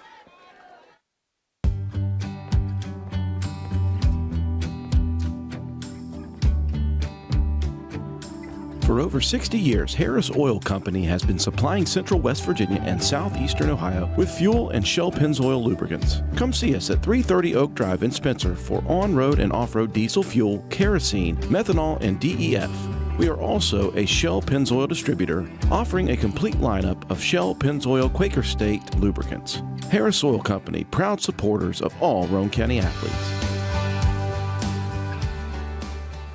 8 minutes and 48 seconds is what is showing on the fourth quarter clock. Roane County, we have time up here for woulda, coulda, shouldas, but down on the field, they're just trying to figure out a way to hold Williamstown, get the ball back, and try.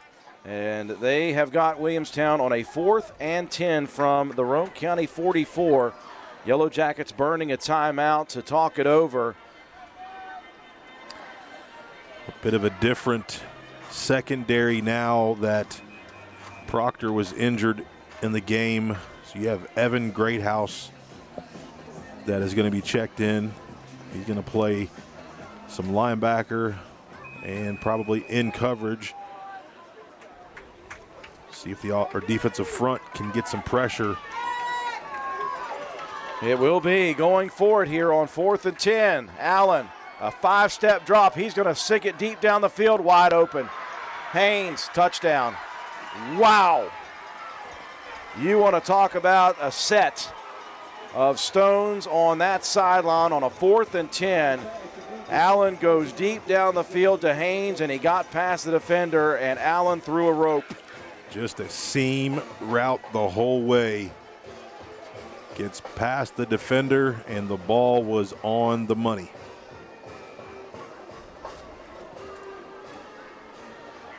So Roane County got it to 4th and 10, John, and Yellow Jackets rolling the dice, and it came up snake eyes. The extra point is good, and whew, man, oh man, you were that close to holding them off and giving Roane County a chance, and now it becomes 0 hour. You got 3 scores, you got 8:41 on the clock. Matt, that's not an easy task.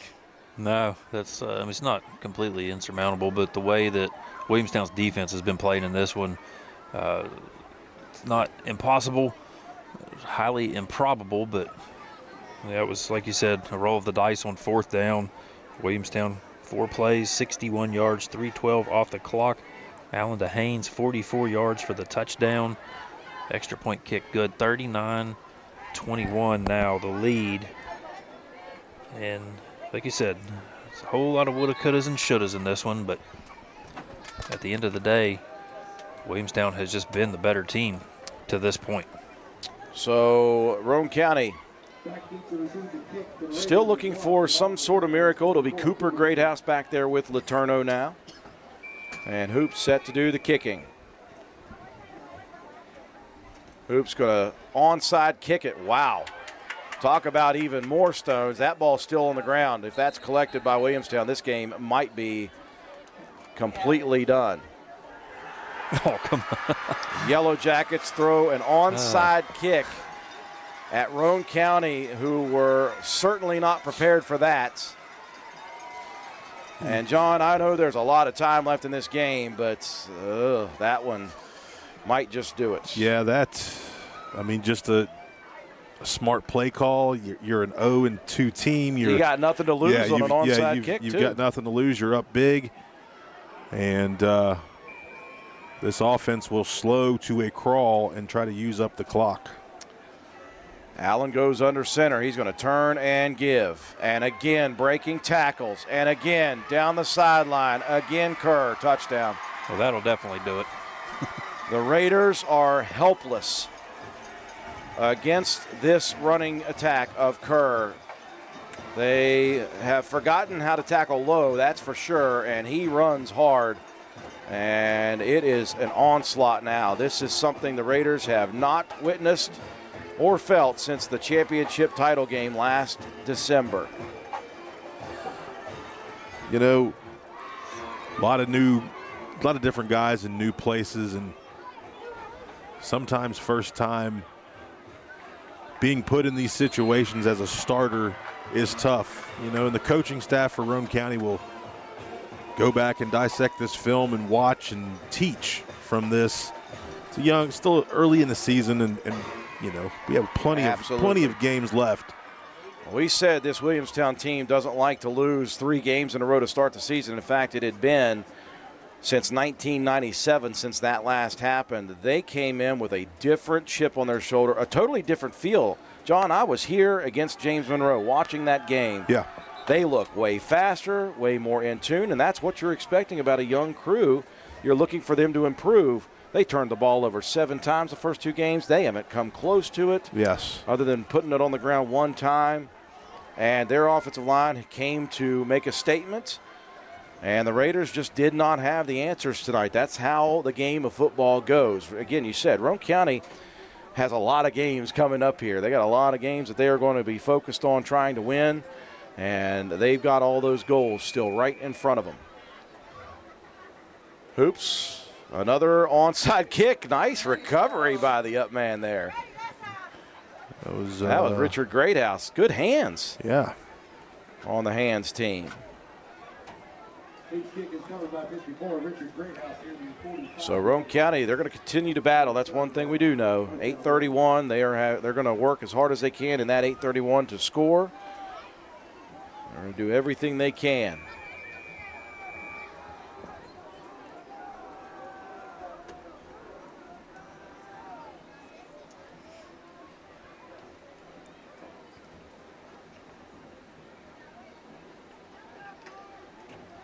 Roane County will start this possession from their own 47. Letourneau around this backside. They'll hand it off on the misdirection carry to Starcher. He'll pick up a yard, maybe 2.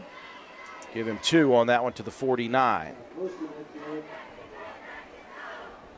Second and 8 coming up for the Raiders.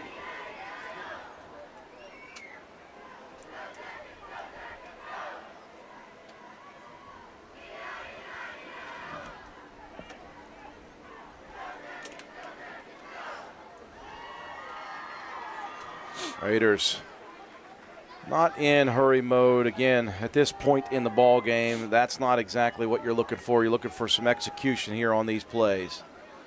Greathouse going to turn and give. Starcher off tackle, falls forward for another 3 or 4 yards. O-line still pushing forward. Yeah, the biggest thing with this game was just Roane County early with the inability to get into the end zone when they were down, inside the 20 a couple of times and just couldn't capitalize on those drives. And as we said, momentum's a really strange thing, and it is a real thing, especially with a young group. And you're 100% right. They had their momentum built, and they just never let go of it. Yeah. 3rd down and 4 for the Raiders. Fake give. Greathouse going to launch it down the field, looking for Cooper Greathouse, and a little short on that one. I'll tell you what, though, that's one of only 2 passes that have not been on target for Jake tonight. He has been really good. He's throwing the deep ball as well as anybody I've seen lately. Yeah, there's one of those coulda, woulda, shouldas.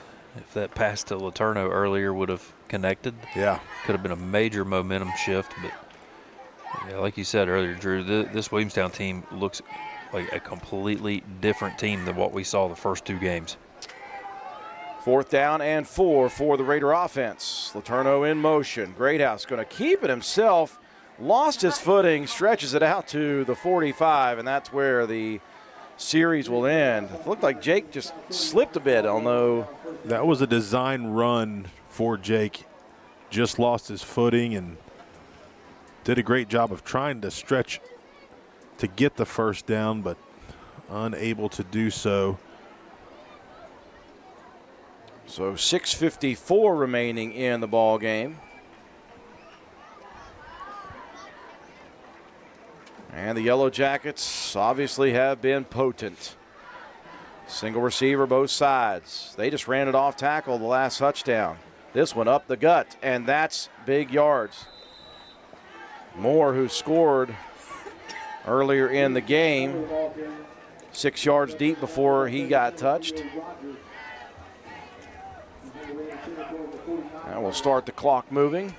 It's kind of an unnatural feel for Roane County fans here, John. We've just been so used to whipping up on some people and some high-octane stuff and not having a whole lot of pressure on us. But we've been pressured all game, and we've got a lot of learning to do from that. And that's the great thing about if you're going to lose early in the season, you have a chance to work on that.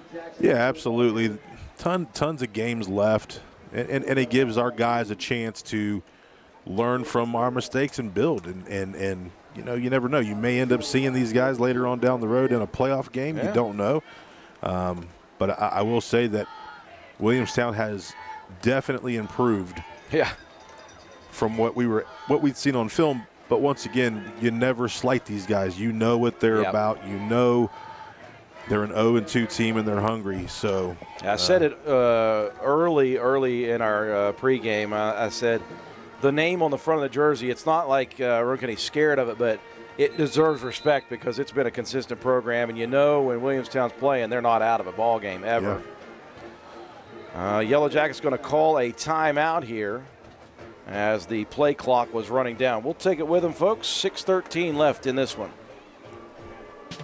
Hilder Supply on Arnoldesburg Road in Spencer is the place to shop for contractor supplies for septic systems and oil field supplies. We have culvert pipe, gas, water, and electrical service supplies. If you need hardware, we'll do our best to fill your needs and provide the best cost we possibly can. Hilder Supply has been an active participant in the oil and gas field for over 50 years. We definitely understand your problems and the products you will need. Visit us on the web at hildersupply.com, check out our Facebook page at Hildreth Oilfield Supply, or stop and see us at the store located on Route 33 in Spencer. Open Monday through Friday, 7 a.m. to 4 p.m., closed Saturday and Sunday. Hilder Supply, a hometown store with hometown ownership and proud supporter of all Roane County athletes. 6:13 remaining in the contest. Roane County is going to lose their first regular season ball game in quite a while, John. It's been so long I've already forgotten how long it's been since they lost a regular season game. So Yellow Jackets with a first down and 10. Allen going to keep it himself to the outside, and he'll just jump down to the ground there, trying to run as much time as possible and trying to let that clock run as much as possible on top of the deal.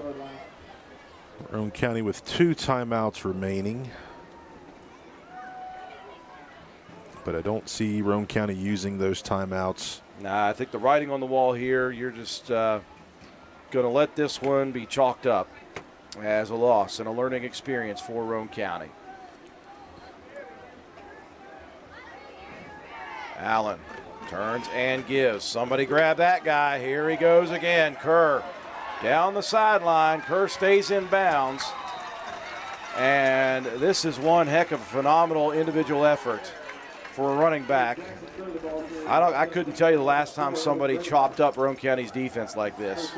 Kerr has just gotten loose and been relatively unharmed throughout this game. 30 on that pickup puts him at 272. Well, I mean, other than the championship game, we got chalked up a little bit in the run, but regular season-wise, it's been a little while. There's a turn and give to the fullback Moore. He'll pick up a couple as the clock continues to churn off here. So the Raiders will turn their attention to the next contest. And I tell you what, this is the last one at home, John. We're on the road for the next 3. But at least we're not on the road a long way. Yeah. Braxton County we're headed to next week. Following that, we're just a short jaunt over to Ripley. Especially shorter because of the new bypass. Yeah, and then a short trip over to Ravenswood after that. 3 on the road in a row coming up for the Raiders. Hand off to Kerr. Upended inside the tackles. He'll pick up a couple more. Meanwhile, for Williamstown, you want to talk about confidence built as they will host Chapmanville next week. That's a big game as well. And dare I say, the Chapmanville coaches will be watching film here and scratching their heads thinking, oh, my gosh. Yeah. We thought these guys were 0-2 and not good. No, that's not the case.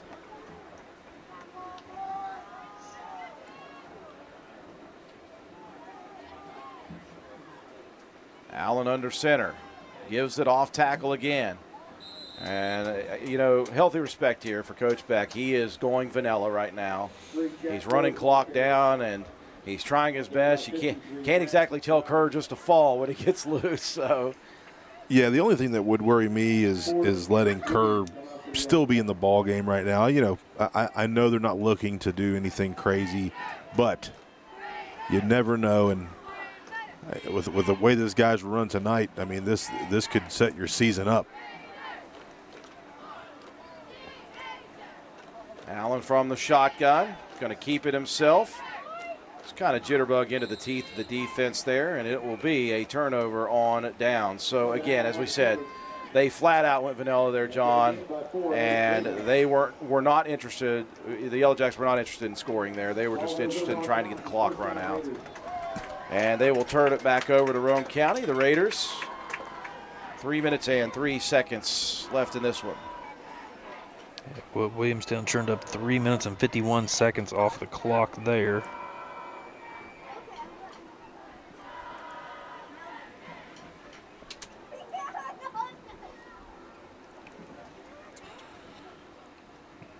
As it stands as a team, Williamstown with 394 yards on the ground. 98 through the air. We're used to Roane County doing that to people. Great house under center. Going to turn and give. Upended at the line of scrimmage is Starcher. We talk a lot about the line of scrimmage, and tonight it's just not been our night there.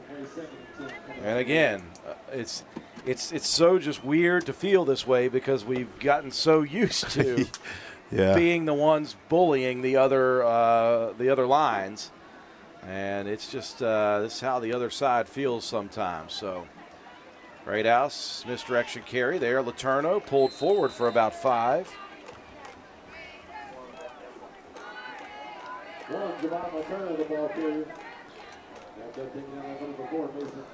Clock is ticking down. Almost to the 2-minute mark. 45-21 still the score. Williamstown up. Roane County just looking to get out of this one and go back and kind of lick your wounds. Yes, they lick the proverbial wounds and go back to the drawing board and focus some anger on Braxton County next week. I don't think that'll be hard to do. Braxton County picked up a win here tonight as well. Great House going to launch another deep pass. He's got Letourneau down there fighting one-on-one with a safety over the top was Letourneau with Allen. Well, they respect him. They had the safety over the top and Allen with him.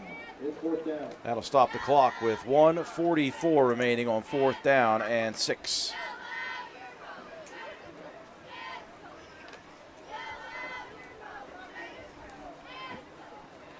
Yeah, take a little heave down the field, punt this one away. Let Williamstown just run the clock back out. For a couple of kneel downs and you'd be pretty well set. Great House lays into it. High end over end punt lands at the 43. Takes a Roane County bounce over midfield. And again, that's one thing that kid could do well is punt the ball. And it will be down at the Williamstown 45. And just a couple of kneel outs if they want them. Roane County obviously not going to burn any timeouts here. They want to get this one over with. As you see the stands start to clear out even more for Roane County. A small but energetic crowd across the way, John, and they are very happy about their Williamstown program tonight. Yeah, rightfully so. You want to talk about, righting the ship after a tough start. Yeah, just a confidence boost for the Yellow Jackets. A young team, and you know what Roane County has been able to do the past 4 or 5 years, so these guys are going to celebrate tonight. So as this game runs out, we again turn our thoughts and prayers to Brody Proctor and his family. Brody injured in the third quarter late on a kick return. And again, as we said, it was a really bad injury. We don't know what. It's a lower leg injury of some kind. And he was taken off in an ambulance, and we pray for the best possible outcome for Brody, that he can get healthy in whatever time and whatever manner that means. And we invite you to please, think about his family and think about him and pray for him if you do such a thing. Looks like they're going to try to hold that clock. They'll roll it. So Williamstown really doesn't even have to run this. And they're going to go ahead one more time, and that'll do it, folks. Roane County just didn't have enough tonight to keep up with a highly motivated 0-2 Williamstown team. The Yellow Jackets get their first victory of the 2025 season for Roane County, their first loss in the regular season in a couple of years. Roane County now 2-1. We'll break away for our sponsors. When we return, we'll recap the ball game, have your statistics, and your Willard C. Starcher Auto Parts players of the game. Let your imagination run wild while your worries stay far away, and come check out all the durable, easy-to-maintain flooring that's available at Honest Fred's Flooring. We have 3 locations: Spencer, Parkersburg, and Marietta. You'll find all the latest flooring trends: carpet, vinyl, hardwood, ceramic tile, and the very popular luxury vinyl flooring. We install everything we sell, and financing is available, so come see us at one of our convenient locations or check us out on the web at honestfreds.com.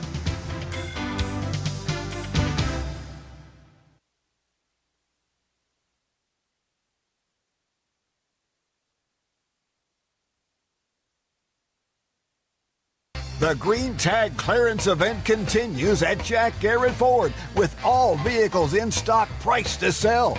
Pre-owned examples include a 17 Kia Sportage LX all-wheel drive $11,900, a 20 Toyota Camry SE $18,900, a 22 Ford Escape SE all-wheel drive $24,900. While they last, hurry! The Green Tag Clearance event now at Garrett Ford, Ripley Road, Spencer.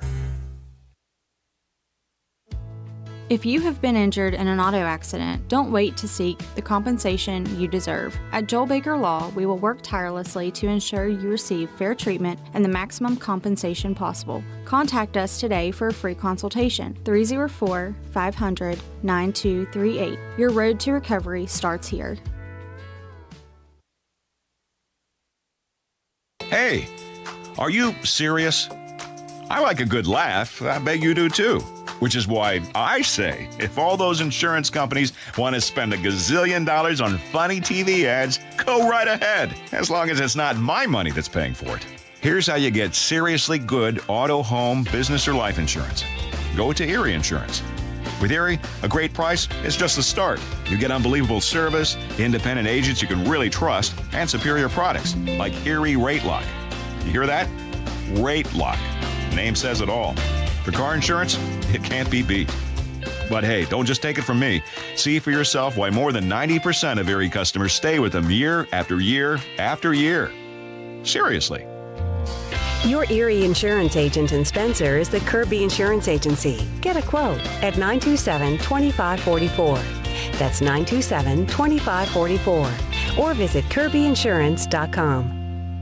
We welcome you back to County Stadium, a somber mood for Roane County fans all over as the Raiders unable to get things going quite right tonight as they fall in defeat to the Yellow Jackets of Williamstown by a final score of 45-21. The Raiders, it started just like many other games start in that Roane County took the opening possession and marched it right down the field. Got a real good feeling about the Raiders at that moment. You're like, oh, that's right, we are going to be able to handle this. And then Roane County, with a 2nd and goal on the 3-yard line on the first possession, had a false start penalty, back them up to the 8. And from that moment on, the wheels kind of started to shake, rattle, and roll, and then they fell off at the end as Roane County did not score. They were inside the red zone multiple times here tonight. And again, as you look, we're only able to score 21 points. In fact, one of those scores was not inside the red zone. It was a deep pass and catch. for the Raiders. So the red zone was not kind for Roane County offensively here tonight. Give a lot of credit to Williamstown's defensive prowess, and they put Roane County through the ringer. Offensively for the Yellow Jackets and defensively for Roane County, you just never seemed to figure it out. They were running some motion, and they were getting the line of attack, or the point of attack. The lineman for Williamstown, if there is a player of the game on their crew's side, it would be my guess, because my goodness, John, you mentioned it to me multiple times here. You said their offensive line is playing with just a level that we were unexpected to see, and they did what they wanted to throughout the night. Roane County was able to manage a couple of stops, but even when that happened, Roane County had some things go wrong with a turnover late when we could have cut it to a one-possession ball game, and that pretty much ended it. A dangerous team, Yeah. and everybody knew that, coming in. You know what Williamstown. If you didn't know that, you're not watching sports. Yeah, you're not paying attention. Yeah. But a dangerous team, a young team, and if you give them those opportunities, you give them the momentum, they're going to feed off of that. And I mean, they're going to go home and watch the film tonight and feel really good about themselves. Roane County, although we've won 2 games, we're still a pretty young team. A lot of these guys did get opportunities last year, but not in a starting role. So we'll figure some things out. Coaching staff, we trust in those guys to get everything right and right the ship and go, get back to work next week against Braxton County, an LKC opponent once again. So we'll travel next week, first away game, and see what the Raiders can do. Obviously a different feel in the post-game huddle there for Roane County, but I think that, I've known Coach Paul Burdett and the staff long enough to know that they're probably just saying something in the form of, okay, guys, we just got beat by a team that was better tonight, and let's turn our attention, our thoughts and prayers to our teammate right now. And these are just ball games. These are just games of wins and losses. Those things can take care of themselves. It's how you respond to a tough loss and how you keep your teammate number one, first and foremost in your heart right now in Brody Proctor. We do that, obviously. Your final score, 45-21. Roane County falls in defeat to Williamstown. Yellow Jackets win for the first time this year. They are now 1-2. Roane County falling to 2-1. Time now for Matt White to show us, and see, I got it this time, Matt, our Joel Baker Law Office post-game final stats. Joel Baker, when the numbers matter, call Joel Baker Law Office. I took it away from you there, Matt. Sorry. It's okay. It's normally your gig. I just had to fill in for a moment. It's all right. If you look at the overall production there, 391 yards on the ground, 98 through the air, 489 yards of total offense for Williamstown. Just thoroughly dominated that one. The score on the screen's wrong if anybody's watching there. I think Joe's scrambling right now to fix it. Now. He's a little puckered at the moment, but it's okay. We all make mistakes, buddy. He's going to get it before you get done with these stats. Don't worry. I'm giving him a little leeway here to do it. Roane County with 216 on the ground, 52 through the air, 268. 2 big turnovers were tough. Joe's losing his mind right now. Individually, I'll go to that, and we can get back to the score. Javon Letourneau, 12 carries, 70 yards. Brody Proctor, 4 carries for 68. Colton Starcher, 18 carries for 43 yards. Garrett Brabham, 6 carries for 28. And Jacob Greathouse with 3 carries for 7 yards and a touchdown. Jacob Greathouse was 3 of 8 through the air for 52 yards and 2 scores. One of the 35-yard variety to Javon Letourneau. And then Cooper Greathouse caught 2 passes for 17 yards and a score. 12 first downs for the Raiders, 3 penalties for 25 yards, 2 turnovers, and the time of possession ended up being just about even by the time this game was over. 216 on the ground, 52 through the air. That's 268 total for Roane County, who defensively they were led. Cooper Greathouse had 10 tackles in this ball game. He had Leo Rogers with 7. Also had a blocked extra point. 5 apiece, 5 for Quentin Cooper, and then 4 apiece for Javon Letourneau and Evan Greathouse filling in nicely there toward the end of the ball game. Jacob Greathouse with 3 of his own. Gabe Deaver with that fumble recovery on the punt that set up Roane County with a nice score early in the ball game. For Williamstown, it was the Jackson Kershaw. 23 carries, 273 yards, and 3 scores. And then Breck Allen, 14 carries, 100 yards, and a touchdown. Also threw for 98 and 2 touchdowns. So big performance there by the quarterback for the Yellow Jackets. Jack Moore with 5 carries, 14 yards, and a score. Allen was 6 of 11 through the air, 98, 2 touchdowns. 3 to Haynes for 77 and a score. Jenner Burgee with 2 receptions for 11 and a touchdown. Mason Kern with 1 catch for 10. 13 first downs for the Yellow Jackets, 4 penalties for 26 yards. No turnovers. That was big. As a team that had turned the ball over 7 times in the first 2 games, none. Very important. And a 24-minute time of possession. 391 on the ground, 98 through the air, 489 total for Williamstown. And they were led defensively by Carson Haynes, ended up with 7 tackles. Breck Allen with 6 tackles. Christian Hoosier with 5 tackles.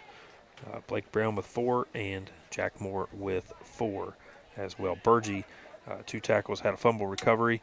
And, yeah, just a tough one here for Roane County. Add it all up, and Williamstown comes out on top 45-21, handing Roane County its first regular season loss in quite some time. Well, folks, it wasn't all bad. There were some real good highlights for Roane County, and it is time now for us to show you one of those, our Paramount Surveying play of the game. John, this was a good one.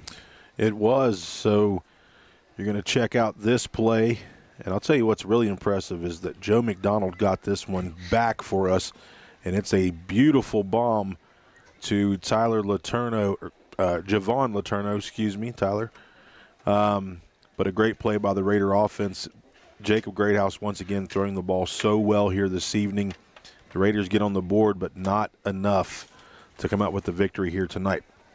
So congratulations to Jacob Greathouse, to Javon Letourneau. Let's hope we call that a bunch more this year for the rest of the season. We'll take one final break for Willard C. Starcher Auto Parts. When we return, we'll dish out our Player of the Game award.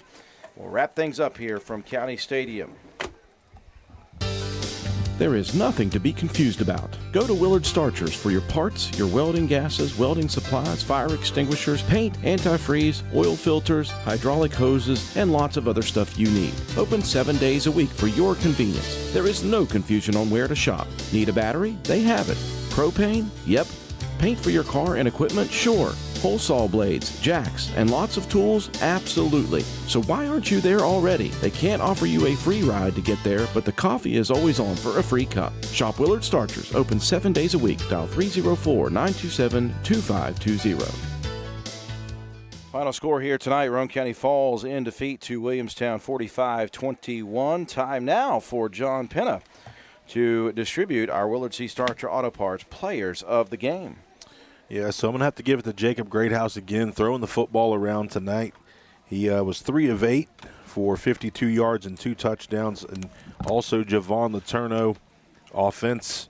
He had 12 carries for 70 yards, but he had a reception, 35 yards for a touchdown.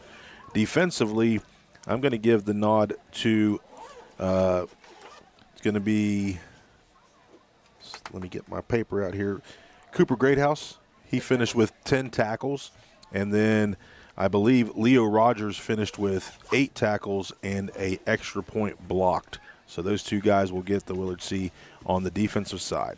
So congratulations to those players, Jacob Greathouse, Javon Letourneau on offense, Leo Rogers, and Cooper Greathouse on defense.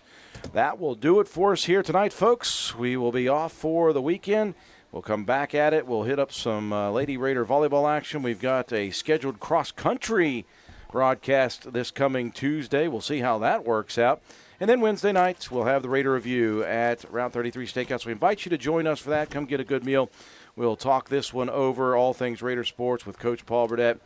And then we will get ready for another high school football game next Friday night. Roane County traveling to Braxton County High School for a 7:30 kick. For all of us here at WVRC, Joe McDonald with A&M Digital Technologies providing the graphics, the scoreboard, the instant replay. Katie White, our camera person, Matt White, statistician, John Penn, our color commentator. And again, Emma Sloan is with us. She was running for queen, so we just had to let her do her own thing. For all of us here, though, at WVRC, appreciate you joining us on our live streaming coverage of WVRC Roane County High School football. I'm Andrew Miller. Have a wonderful night, everyone.